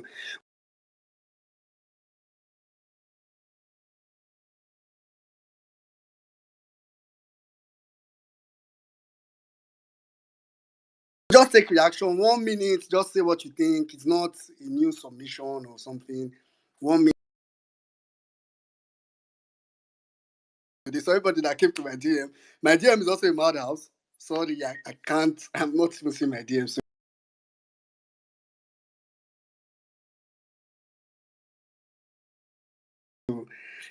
let's just quickly get reaction. 1 minute, mommy, go ahead. Um, some people have it and some people don't, and he has it. I mean, very cerebral. I mean, it's second time I've heard him speak. Um, he answered the question. He's not trying to get out of answering the question. And you can see that his questions are well thought out. The answers are well thought out. Not insensitive in any way. No, he is first time on Spaces is a good showing. It's a really, really, really good showing, and I'm really hoping that people having heard him, and I'm sure he'll come back again because you can tell that even though we back of the shop, they're telling him he needs to leave. The man just was enjoying himself. He was in his element. And that always bodes well. Somebody who wants that engagement with the public, right, is always a good sign. I mean, I can't wait to see his manifesto. I can't wait for him to come back again, and do the rounds, and so that people can hear him speak, hear, the core of who he is. I'm glad that he has said he's obedient, and I'm glad that he has clarified the mindset of Labour Party in choosing to open up the primaries to everybody, because I Yeah. feel like they have chosen the right person. Thank you. I yield. All right. Thank you very much, mommy. I totally agree with you. And this is coming. I mean, I've told people that ask me that for Edo State election, I'm very not sentimental. So, yeah, you're totally on point. That was a good one. Quickly, okay, take Mr. Steve. Then also, I would like to hear from Pels as well. Then Thank, thank you. Because of time, thank you, everyone. Great space. I've really enjoyed myself. I just wanted to Saddam, please. I would need you to also speak to this. And thanks, Miss Pels is here. Sarah is here. Everybody's here. So please, my thinking is what we did in 2023 as obedience, away from the party, away from Peter Obi. I was not part of the Obi campaign. I had a support group, Save Nigerian Group USA, which we used to campaign across the 36 states. Those structures are still there. Now we are focusing on Edo. My thinking, when immediately this gentleman emerged, I followed the process and it was free, fair, and credible, guaranteed. I was there. I said, we'll do what we did for PO across the country in Edo. I've been reaching out to every obedient I know. Don't leave it for Edo people. Let all of us descend our weight on Edo to make sure this election is not close. By doing so, I started my spaces again, PO Town Square, start mobilizing. And I've tweeted on this Jumbotron that obedience should, the same way we had obedience adopting local government across northern Nigeria, come and adopt a local government. If it's too big for your group, adopt a ward. If the ward is too big for you, adopt a polling unit. What are we saying? We want canvassers in each polling unit for the candidates for the Labour Party and everything we've heard on space so that people will know on the ground. To do that, we would need to work as support groups, the same structures. But somebody went to the comment section on that tweet and said, no, no, no, no. We shouldn't do any of this. We should just wait for the candidate. I said, how did we win a presidential election that Mahmoud Yakubu took from us? Is it by waiting and doing nothing? So, Sadam, maybe you should speak to this because this is a very, very important part. As obedience, are we to just sit down and be waiting for Olumide to do everything? Or we should activate our support groups, get working, do our bit, and be transparent because, of course, some people have been accused in the movement. Because I don't like to sit back. There are people on the ground. People have already started coming up to say, okay, we want to do 1 million match. So, Magnific News Space is starting. Are we not supposed to do that? Is that wrong? Or because of what has happened in the last 48 hours, we should all sit down and be waiting for Olu? Saddam, I'd like you to speak to this because it's important. Some persons are saying, no, let's not do anything. Let's just sit down. I say no. We must mobilize across the world and across Nigeria and descend on Edo and take it back for Labour Party and disobedient that just left the space. What do you Yeah. think, Saddam? And I'm sorry I'm diverting this people, but it's important we address this here. Sorry, MS Adam. Sorry, I have to Uh, come in. This sorry. guy is big. I'm sorry. Out as well. Sorry, hold on. Sorry, sorry. So I mean, I don't know. I think Saddam is currently busy. 'Cause I know that was like a direct. You wanted to get his take on it, but I mean, if I were to give my take, um, so in the obedient movement, one thing I've learned is that everybody's right, everybody's wrong. So um, if you are one of those that feel we should start pushing, of course, sitting down is not an option. I don't think anybody that's saying sitting down, I don't think they meant sitting down. You know, there are people that think oh, let the candidate releases his campaign stuff and we go there. It's good. If you are someone that also wants to swing into immediate action, don't no green for anybody last. So but I mean I think this is a conversation that is not one line, one statement just fits it all. So but just to so we can get more people. I'll quickly go to if you're on the speaker section and you intend to speak, ensure your hand is up. Let me quickly go to okay, let me take health as well, since she was already up. Then I'll go to Dr. Barry. Saying some people are saying then he was going round and around in circles. He told people to come into his DM so that they can start contributing money and doing stuff. And I Okay. said no.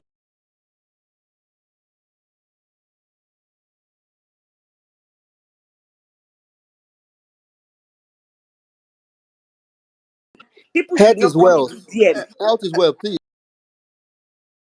So that's I just want us to get what we feel like from Olumide Akpata just blew like our mind. Okay, it blew my mind. I'm really impressed because Saddam, a lot of people that are here know. If you go to my TL, you know, like I've not. So if I'm not saying it out of just being an obedient. So let's say, what do we think Well about? meaning. Mm. That guy did not come for interrogate. That guy came to gist. The guy was just gisting. To him, he just did gist with everybody. It was so smooth, and it was paying close attention. Saddam asked him one question. Saddam said, "Someone is asking me that Olamide," and he paused for a while. He said, "Is that question directed to me? Because I know be Olamide." He was paying close attention to details. It was I've never heard him speak this long, but it was Yeah, just having fun. He was the dude was just having fun. It was just it was casual to him. It was just having fun, and it was a good thing he came here, and everybody knows what is going on now. And I love the response he gave about the zoning. Very very smart diplomatic guy. Listen to what he said when someone asked him about his deputy. Very diplomatic. He didn't answer. I'm certain he knows who it is, but he doesn't want to be a situation whereby now on top of this place they go hear him. He knows what this man has it upstairs, man. So, guys, let's just use the yeah, remaining minute to talk about the yeah. reaction I mean, about these guys present here. for Yeah, go me, ahead, go ahead. like a lot of the things he said, I did right. I did right. You go play. I say he talk at the jot like saying I won't Oh go there yeah, I exam. was quoting him. I was I quoting won't him go there too. exam for the space where they do. But it was quite impressive. So health as well. What do you think about the outing? Well, I was impressed with Olumide's outing and I didn't expect anything less. I've heard him speak several times and I believe in his candidacy. I believe in him and I will support him 100%. But Okay. my thing about money is let us Yeah. do it the right way. Okay. All right. I believe in him. His outing was good. He Yeah. said the right thing. He hit the right spot. Because when what's his name? Aswis Godali was asked about cult. He was talking about prosecuting people. There are no punishments. I'm thinking you can't criminalize everybody. You are only treating the symptoms. You are not going to the root cause of the problem. So that's one I picked up on it because I mean I went to both spaces and I heard both men. I heard what they said. So if I have to pick whose approach I prefer Lumide's approach. Bam. All right. Thank you very much, Health is Wet. That's like a very. I mean, you don't even do one comparative analysis. That's good. Pearls, Doctor Bar, I'm coming. I think I skipped Pearls. Pearls, are you here? Okay. Well, meaning I'm actually here, but if you can just Okay. pass the Okay. mic around because I'm driving somewhere and I'm actually on another All right. All right. platform. So I'll be right back, All right. Okay. okay? Okay. That's Thank you. fine. At least you know the 2% injection today. All right. Doctor Barry, please go ahead. You almost wanted. Now I beg you. Oh, yeah, clear yourself. Well, I don't get chance. Thank you so much to take contribute, ask our governor question. For me, I think you see, you guys have not seen anything yet. If you know who Osaigbovo is, that guy is a bad guy. Bad guy. He's a smart lawyer. If you like say He Dr. has Barry, the every. top person need to do for bad. When you say bad No, guy, listen now. uh When I say bad guy, he's the right man for the job. Listen, you see this guy. I was part and parcel of those who tried to drill him out of the contest. But we confirmed that he was the best person. And at that minute, we had to make people step down. We had to fight everyone to make sure he comes out when we listened to his calculation of how he was going to be governor of Edo all State. right, You see, Edo State is one state that we have to really kill the obedient spirit on. So please, whether anybody likes it or not, for me, the only thing I didn't like about what he said, he kept saying, if I become governor. Oh boy, I know say they hear me. Osaigbovo, my man, my guy. It's not if, it is when you become governor. all right, So please start saying when, okay, and so shall it be. all right. Obedience ready. I am ready. We are going to die there. Simple. Thank All you. right. Thank you very much, Dr. Barry. We will leave there. Quickly, I'll take switch out, then I'll come to Adamu. If you're on the speaker section and you intend to speak, ensure your hand is up so we can take you. Sarah, if you like, do thumbs down, dear. Switch out, go ahead. Hi. Okay. This space has been a very great one. In fact, I was impressed. I am impressed, and I'm sure I'll continue to be impressed. I've not heard him speak before. Um, it's not like I supported Olumide Akpata before the primaries. I'm very loyal to Peter Obi,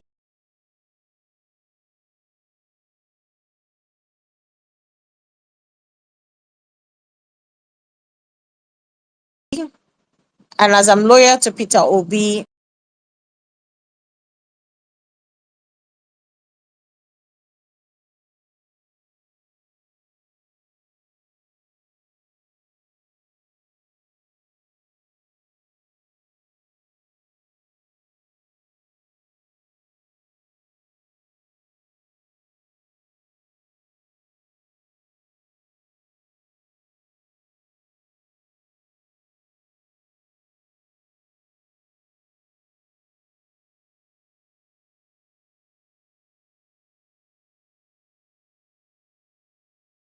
is this man that you people want?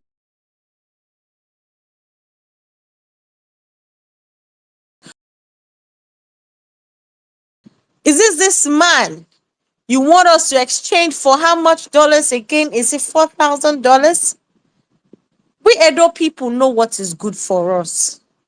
And we have seen that Olumide Akpata Yep. is the one that will make Edo State better for us. Edo Bam. State want better, good governance now. We know the what do you call it? No be abomination for our own side. And I believe that when we move from one state to another, Labour Party, because all of them are having the same idea, following Abia State. Then you have Edo State. Then you have Yeah. Ondo State. All of them on the same path. Oh God! Oh, if I Oh sabi yeah, you speak don't pidgin, do. eh, Don't do before you go draw election day come today. okay, okay. I please. All right. If you are yet to change your mind, please change your mind. Yeah, yeah. God bless you now. All right, thank you Bye. very much. Adamu, after Adamu, I'll come to Ariwachi. Thank you very much. I'm sorry, I had network issues, so I couldn't really ask Mr. Olumide Akpata my question. But in overall, it was amazing. It was nice. He's been able to, say what he wants to do for Edo people. And I want to use this opportunity to tell our people that everybody is suffering from bad governance. If you look at the Edo State 2024 budget as approved by the State House of Assembly, Obaseki is going to be spending a whopping sum of 18.9 billion naira as his expenditure that is on after that he can just spend 18.9. Then he's going to spend about 245 million naira on running personnel costs in his office. In total, the state governor is going to spend a whopping sum of 23 billion to run his office. The deputy governor is going to spend about 300 million to run his office. The SSG is going to spend about 13.5 billion to run his office. The State House of Assembly would use 26 Adamu, billion be like naira saying to run hypertension Edo match State you. House of Assembly. So in total, no, I just want to round up, please. In total, you see that we are using over 60 billion just to run two arms of government, like just a fraction of two arms of government. And today, Obaseki will tell you there are bad roads, the state is broke, there's no money to fix the hospitals and all of that. But it's using more than 60 billion to service government functionaries in the state. See, when the campaign will come fully, let them book appointment in channels, whatever, Arise or ITV, EBS. So I challenge all the children of roasted corn, all the children of Bot Mikano. Let them book an appointment and we will challenge them to the development indices in Edo State and why Olumide Akpata is the best candidate come Yep. September. Thank you very much. C'est bon, correct. All right, quickly go straight to Arewachik. After Arewachik, Sarah, I'll come to you before you go use thumbs down, Kimi. Good evening, everyone. I'm so excited. Like, I don't know, good evening, all protocols duly observed. Aside the fact that I enjoy violence space, I think this is one of my best space, aside the one of Peter Obi. Like, the man just made selling him very, very easy. You know, there is something about all he said. It's not about all he has said, but the way he said it, the genuineness, the confidence in the way he was able to, pass this message. You can't but feel it. When person they talk, they feel goosebumps. When person they talk, that they rise. That was how I was feeling. Like I had to ask Saddam. I said, Saddam, you sure say you no put sugar for this space today because it's too sweet. The man made selling him very, very, very easy. My people, it's time for us to roll up our sleeves and get to work. We are officially all Edo-lights. That's the truth. Please, nobody should come and tell me I am not from Edo and I should keep my mouth where my money is, or I should not put my mouth in Edo politics. I am an Edo-light. We'll carry this Okay, matter like gala. Thank you very much. now that you said it, I'll give you a Benin name. Your Benin name is Osato Ame. Thank you. I All don't right, get quick. name, oh. I don't get name, oh, before. Isima Who? Home is my Ah, name. they're not going to defeat these people. Make you know, say I even Sarah. sabi pronounce am well. All right. Sarah, maybe you take that Osato Ame since No, please. I have name already. Iowa chick knows my Benin name now. the all Iowa of chick, now for the see this name. tell We're them not for please. do naming ceremony. Yes, so Robo Robo. Robo for Robo short. star, Robo for short is Sarah own. So what meaning you are too late giving these names? You are too late, bro. Meaning. All right. Hi, everyone. Yeah. Good evening once again. So I just wanted to reiterate here some of the things that His Excellency stated while he was speaking. You see, there is a difference between facts and there's a difference between facts and lies, right? And there's nothing like your truth and my truth. There is no two ways to truth. There is only truth. Truth is only truth. It's only the truth, not your truth or my truth. It is truth. It is one. So, if we want to start talking about most of these candidates, I think we need to keep our facts right. A whole lot of people have gone out there, this PDP or APC people. Olumide gave $1,000. That is why your candidates in LP did this or did that. He gave people money. That's like, and annoyingly, all these false statements are coming for people that we thought were our own. But moving on. Olumide, as His Excellency, has actually come out to state categorically. Like, do you guys know what $1,000 is? Okay, at the election, right? 316 people voted for Olumide Akpata. Now you're saying he gave each and every one of them $1,000 to vote. That is 1,000 times 316. That's $316,000. And when we had our primaries, the naira was give or take, I think about 1,800 or 1,900. I think it was even 2,000. Okay, let's say 1,800. Let's say 1,800 to $1. So you're saying, let's say you're saying that he gave 569, about 569 million naira to get the delegates.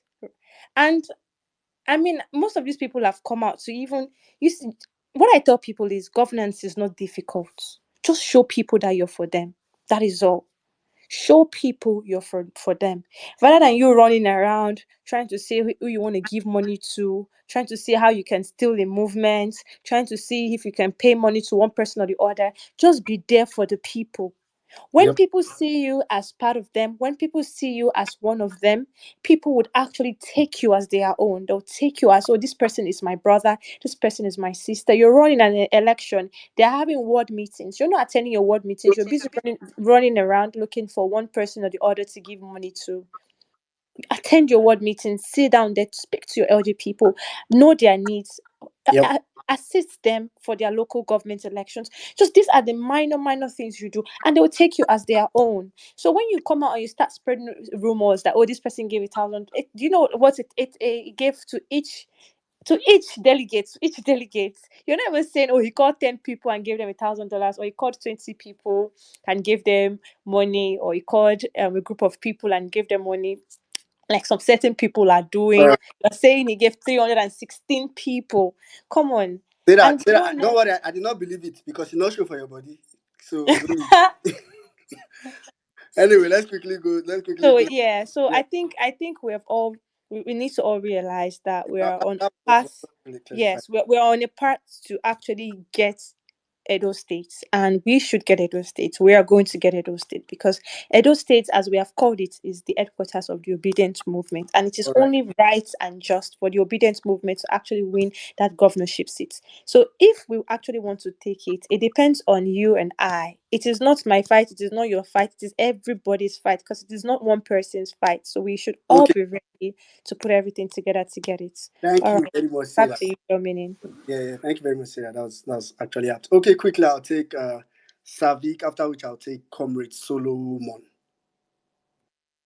Thank you so much, Weminin, and every single person. And if His Excellency is still listening, thank you so much for gracing us with your presence this evening. Weminin, I think Olumide is a very smart person. That's actually how he came across. He's very smart. He's very articulate. He's very empathetic, and he has this leadership quality where you glue to every single word that he's saying. He's not using very advanced word to communicate. He's communicating with the language that every single one can understand, and that's one of the things you look at in good leaders. And that's one of the quality that P2B has. He's speaking and you glue to him and you will listen to every single thing that he's saying. So that quality Olimide has it, and he seems to me as someone that is very grassrooted. He understands the language that he can speak to the people, and the people will understand. So listening to him, and I think Swiss Child made that comment. Someone has been on the space for 3 good hours, and you still had the same number of people that were listening to him from the beginning ended the same, listening to him. So that's what you need when someone is Yeah. communicating and people actually listening to what he's communicating. That's exactly what you look out for. So it was a very great show for him. Smart, articulate, he laid down the plan on what he wants to do. I think Labour Party actually made a very smart Yeah. choice by bringing him, right? And then how he dissected this zoning of a thing, his smartness, he laid it to bear. Yeah. All I can say is that every single one of us, that whether we are called obedient, from somewhere else, I know women, I'm just rounding up, from in every part of Nigeria, we are all Adolites now.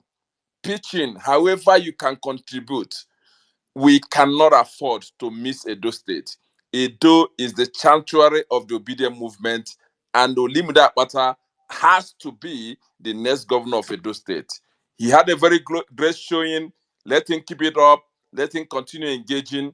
I think he's on his way to the Osadebe Avenue. Thank you so All right, much. thank you very much, Mr. Steve. I actually agree.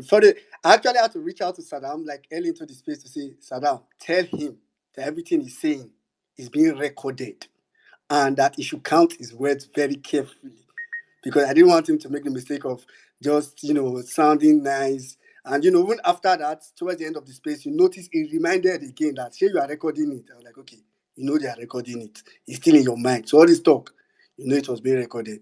And that's very, very crucial. But Abia State people, get ready. Get ready. Edo is coming for you. All right, quickly, let's go straight to Otumba. Oh, sorry, Comrade Solomon. Mr. Steve, don't worry, I see you. I'll come to you before we round up finally. I agree the house protocols observed. Say before now, they go say if we dey talk Olumide matter, they go say una dey on salary, una dey on salary, they pay una monthly, they pay una dey on payroll. At least this house now we don't feel am say the man na so he just a dey. So when he talk to us first time, second time, third time, and as in they talk am na so in dey do am. So na im make we for Edo State, we can't give am the promise keeper. Na im be im botanical name for Edo State. If you just check Google now, the promise keeper, maybe go just display Oludi. So that one na one side. On the other side, be say like today now we do meeting. Part of im promise before if we dey do meeting for like all those words, we dey rent chairs. So then I go carry chairs for secretariat, Oludi chairs.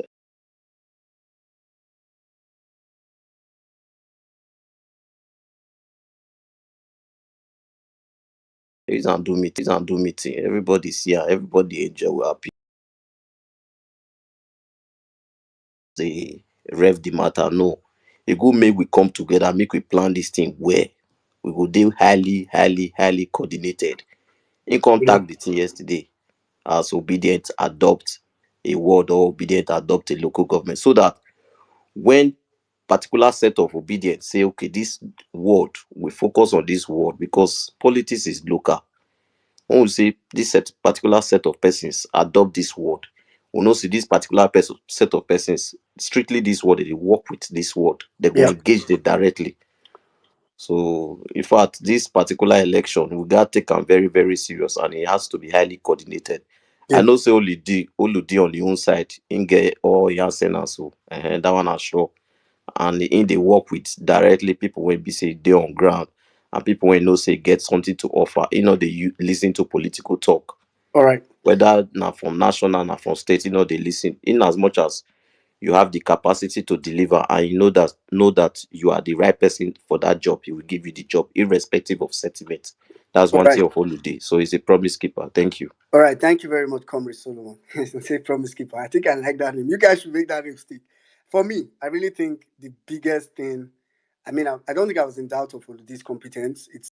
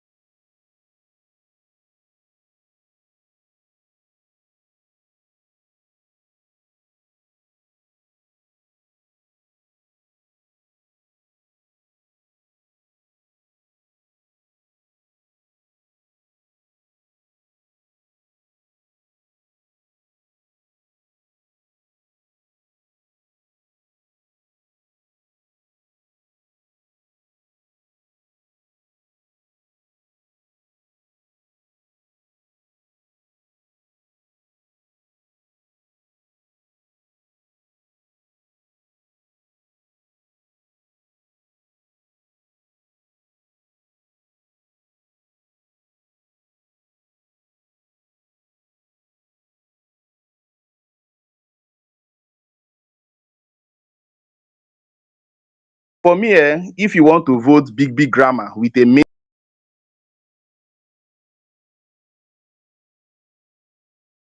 body, you can start the planning process and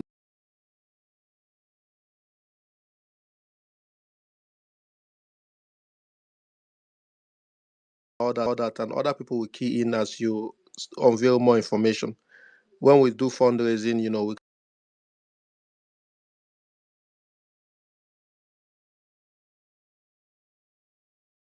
After which I'll come. If you're on the speaker section, your hand is not up. I probably am not seeing you. So please, just ensure your hand is up if you're on the speaker section. Then we'll come to Amuda. Okay, thank you, my brother. Saddam, I greet everybody. Thank you to all of you. You all did well. Today was a blast, I can assure you. I didn't see this coming. But in all of it, I'm happy. We are all gingered, we are all fired up. It is time to begin the work. Anyhow we want to do it, let's just do it. The man has spoken and he spoke brilliantly well. Hmm? Kudos to him. Thank you. All right. Thank you very much. Brilliant. Brilliant. Okay, IBN. After which I'll come to under. Can, can you guys hear me? Yes, sir. Okay. Good afternoon, good evening, everyone, and good morning. I just have one thing to say. I don't have a lot to say. When he was speaking, you could hear a man who has the intention of governing the people and giving them what they deserve in terms of good governance. You could hear someone who has a human face, who is relatable and want to be on ground to see what the travails of people are. Like Otumba Dike said, I'll piggyback off of his last statement. If you want a man who has a baritone voice, who wants to speak big grammars and tell you that he went to school, you can choose him. You can choose that other guy. You know who we're talking about. I'm not going to call any name. But I want to tell you that there is a man currently with a huge CV and a very wonderful baritone voice somewhere in Anambra State today. And Anambra State is seeing Shege Pro Max in governance. So if you want that, that's you. But if you want a man who understands you, understands what the people are going through, will speak the language of the people without trying to use grammar to obfuscate or conflate the issues of governance, you know who to choose. It is Olumide. I honestly, I will feel really bad for Edo people to miss out on the pace that Labour Party has set. It's not going to be an easy election, but I think this is our election to lose. Yep. This is our election to lose because we do have the numbers and we do have an evidence. PDP has been in power in so many states for 24 years. Juxtapose that with what you see in Abia State for 9 months. Edo people, the ball is in your court. I will do whatever I can to put Olumide to you guys' faces. I lived in in Benin for 2 years plus, and I know you guys appreciate good governance when you see one. Come out in mass, stand, defend your votes, and vote for Olumide. Thank you. All right. Thank you very much, IBN.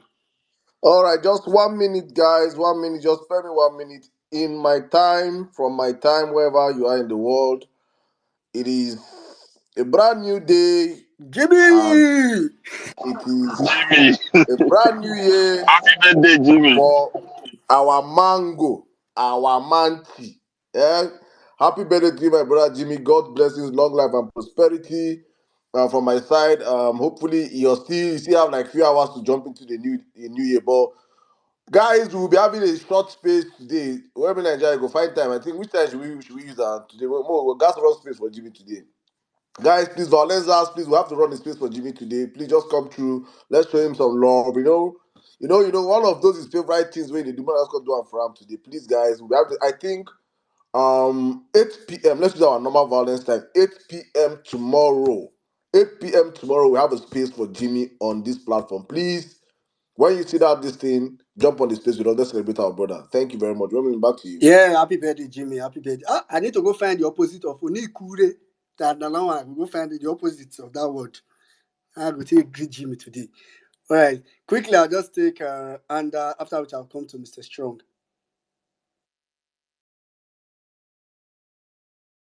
Hello, good evening, everyone. I'm going to make it snappy. It has been an interesting space. I couldn't ask him the question that I want to ask, but it's okay that we are doing this now. I could hear when he was speaking, I heard two men in him. One man was the man who could resonate with his people, who knows exactly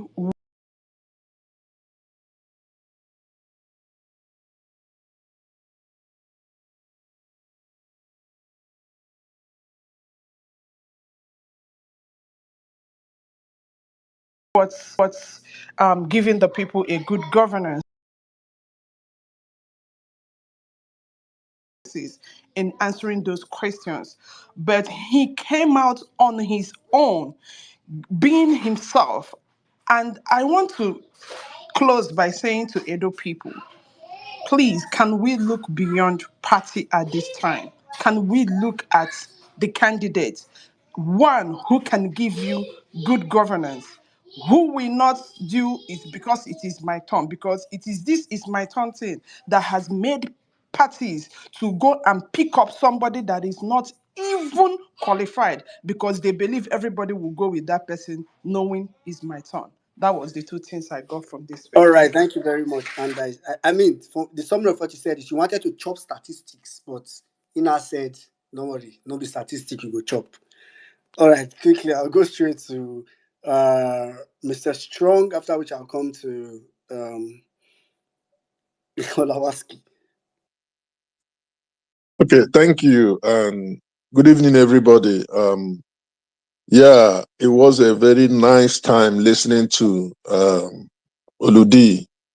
For me, one thing that stood out was when he answered the question about the issue of zoning, and I think his answer to that question was right on point because the issue of zoning is there in our polity today because it's in Nigeria. It is only when someone from your area is in leadership that maybe you experience. Even though even at that you don't experience anything meaningful, but at least you just boast my brother and governor and all that. But we know that if we have a governor who is governor to every part of the state, that will begin to de-emphasize this issue of zoning. And also, he made a point that these people that are talking about zoning has been there for how many years, and they didn't do the zoning. Now it is convenient for politics; they want to rub it on us, and also very importantly, PDP and APC are not going to set the pace for us. They have started their zoning. We are just coming into the system. Yeah. Maybe we'll start the zoning from him. Thank you very much. That All was a right, very good thank you outing. very much, God Mr. bless you. Strong. Yeah. Yeah, thank you very much, Mr. Strong. Olawaski. Hey, Saddam. Well meaning. Well, we cannot waste time. Good evening, everyone. Well, for me, I don't know Olumide before. Nobody like say I know I one on one, but I don't dey watch the guy for a while. I've heard him speak. I've seen the way he moves. I've seen the things he has done. I'm happy that at least today, over 2,000 or whether 3,000 or 4,000 people now have an opportunity to meet the guy that we've been talking about. That people don't.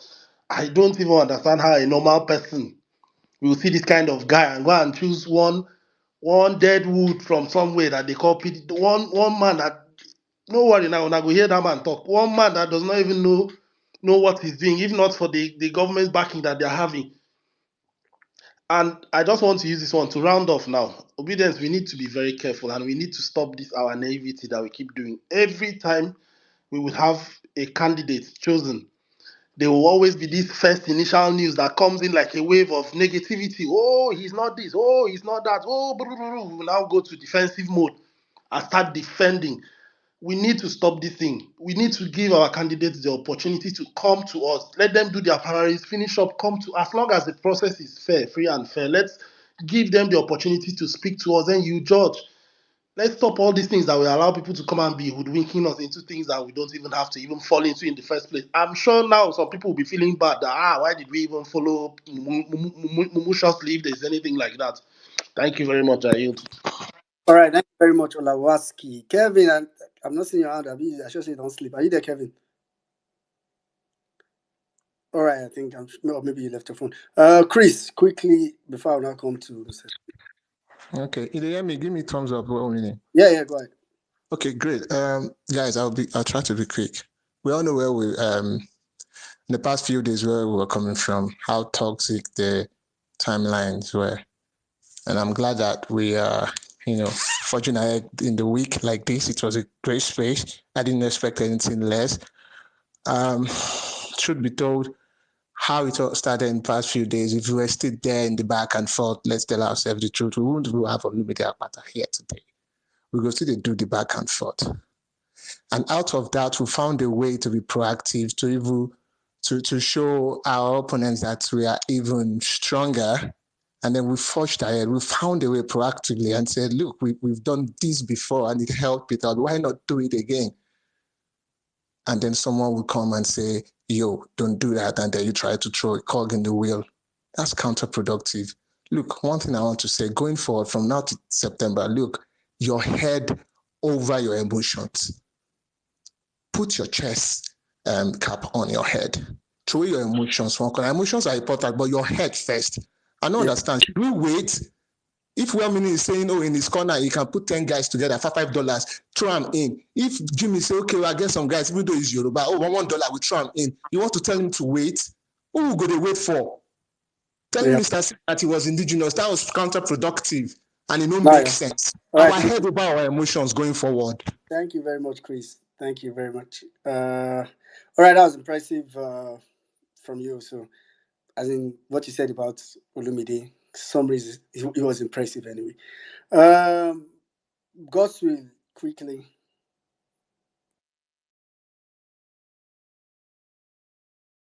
Rita. Oh my God. Thank you. Apologies. Sardam, don't even start that. Greetings, everybody. Sardam, no distract me now. Kilo day.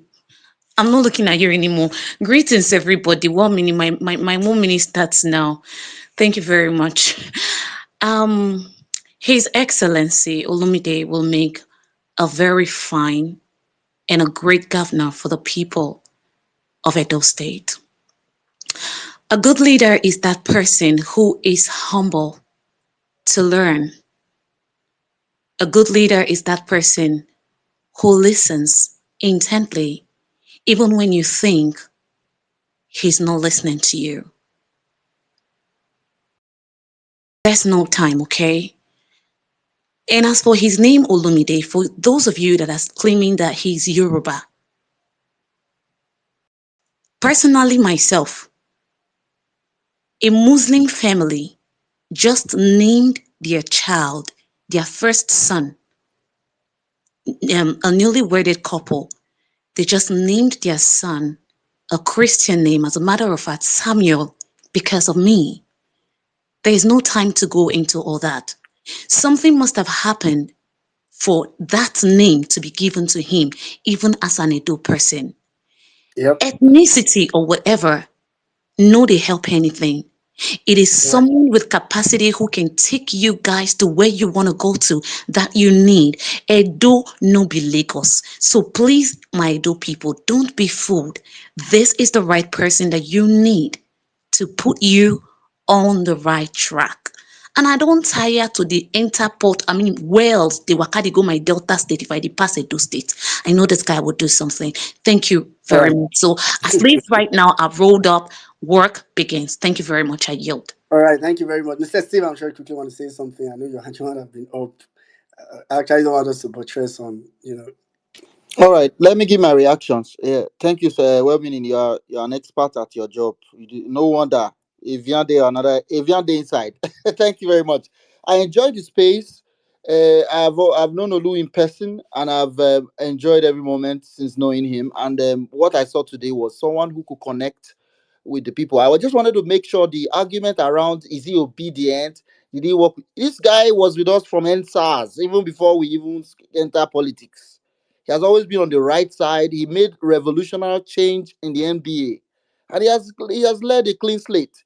He even said you can go and verify. He gave his matric number in Unibet, so say he graduate. Not be some people where we don't know whether Chicago give them. So the point is, this guy is the real deal. So I want to appeal to every obedience across the world. What my job really now is to convince everyone on the fence, saying, let Edo people decide. I'm an Edo person. Let every Edo person and non-Edos, every obedient, please, every well-meaning Nigerian, let's have a good governor in Edo State, so that at least it's not only Abia State who go to jealous. I want people to also be jealous of Edo, so that we yourself will enjoy good governance. Thank you so much for the space. I really enjoyed myself today. Thank you.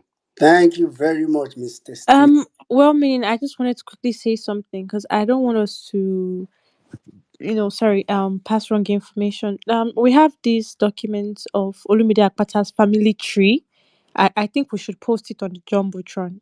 Stephen, if you can help with that, please, even if it's a screenshot, let's post it on the jumbotron. I want people to look at it. I mean, like he said, I mean, he goes way, way, way, way, way back to in the Benin Kingdom, and that name has actually been a name, like has been a name with his forefathers. He even explained how I think his great grandfather also got the name Akpata, the nickname Akpata, and all of Yeah. that, and it became their name. So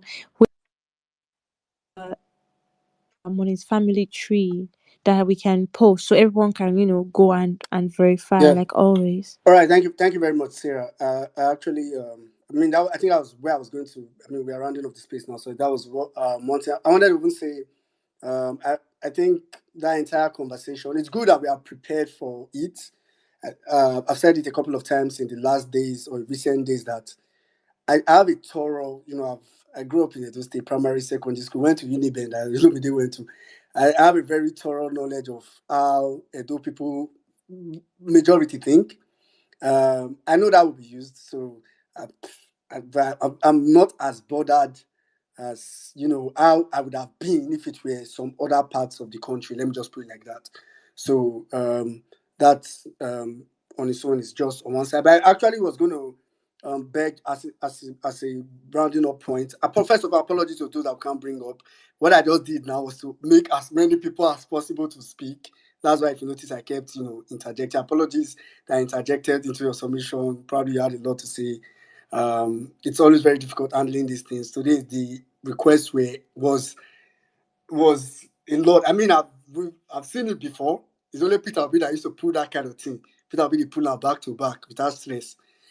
So it's apologies, but I really want to beg.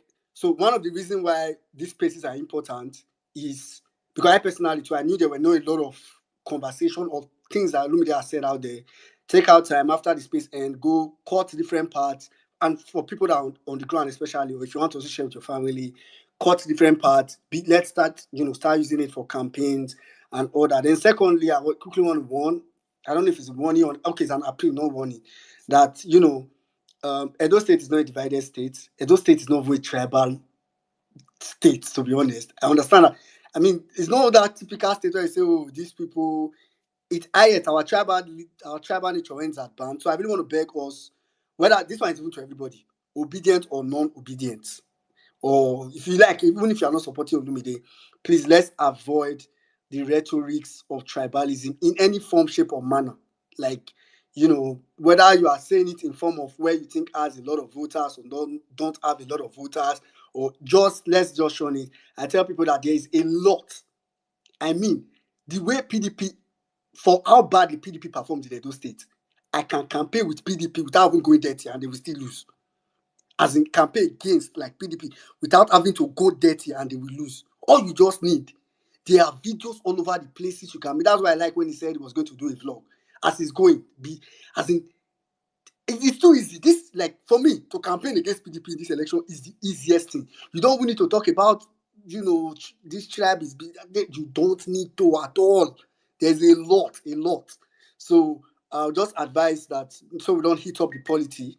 And now, at the end of the day, we have an election, but our state, and I'm talking as an Edo person now, our state becomes polarized tribalistically and all that. Let's avoid that. No politician is worth that. It's very, very important. So let's sell our candidates. Olumide is very, very sellable, and let's do that. Saddam. All right, guys. Thank you very much, my brother. Welcome in Nigeria. Thank you to every single one of you on the platform. Thank you to my brother Steve, Mr. Steve, Pels, Sarah, Bolanle, Sweet Child, Osaro, everyone that joined up in this conversation today, guys. For me, it's just for me, it's been a very lovely space. I think one of the best we've had so far. But at the same time, an eye opener for every single one of us that are looking for good governance. Um, I will join in the words of my brother Stephen. We should not wait for anybody. As long as Edo is concerned, I feel like it is going to be, it will be a disaster to the obedient movement if we do not get Edo State because Edo is highly winnable. The sentiments apart, as well Nigeria said right now, the fact alone that the PDP government has been an abject failure in that state, it should be a state that we should work in, do the hard work, and come out victorious. So please, guys, it's important for us to have this candidate come out here and speak to the people, ask questions, get questioned. There's no question that he was not asked today and he did not answer well in my own opinion. So please just keep doing what you can do. Where you can support, please support. His campaign account should be up any moment. When you see that account, please support them. When you see support groups that are doing the work also in Benin, please support them also. You must not give people money. You can support them with materials. You can buy posters. You can buy flyers. You can print flyers. You can buy T-shirts. You can buy these materials and have them shipped over to Edo State. These are the ways we checkmate things. So please, guys, let's not leave this whole job and say, oh, it's only Edo people. No, no, no, no, no. We need to win Edo State. If Abia State is giving this kind of governance we are seeing right now, Abia State is the talk of the town. Can't you see it? But everybody testifying. See, good governance does not hide. You don't need billboards to put. I can bet you that Oti has not put one billboard anywhere saying, "See what I've done," but his work speaks for him across the world. That's what good governance is. And I think that we can start building these blocks from Abia State. We go to Edo State and we get Edo State and show Nigerians that truly good governance is not rocket science. This nonsense that we see every day with these criminals in APC and PDP has to stop. And it starts from me and you. So please, guys, thank you so much. If you just join us for the first time, we do this space every Tuesday and every Thursday, 8 p.m. Nigerian time to 11 o'clock. We have gone way past our time today, but it was for a nice reason. And it was worth every minute and every second added today. Happy birthday to our brother, my friend, Vawulence. One of us up here, Jimmy, is his birthday. Today we'll be hosting a space by 8 p.m. also for him. Just an hour space. So please come in. We'll be playing music. We'll be drinking. We'll be eating as soon. We'll be eating as soon. If you understand what I mean. As soon we'll be there today. Free as soon. Please come today. Let's celebrate our brother Jimmy and have fun today. Thank you to every one of you on the platform. If you didn't get a chance to speak, I say a whole lot of my wonderful friends that could not come up here to speak today. Please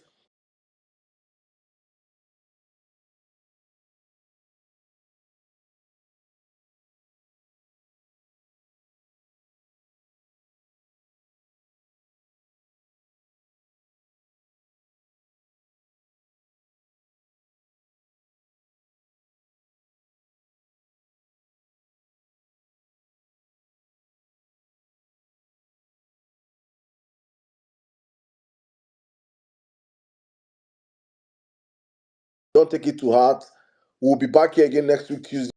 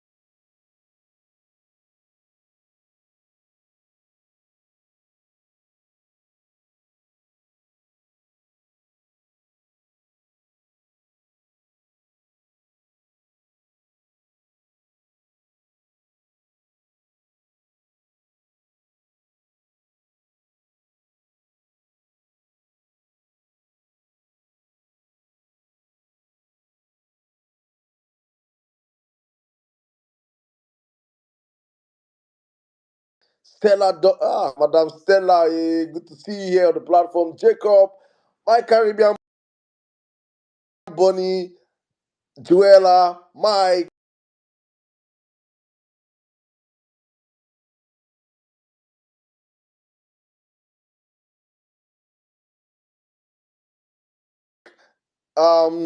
Duchess, Hesley, Ken, Comrade Solo, Foye, Mugzi,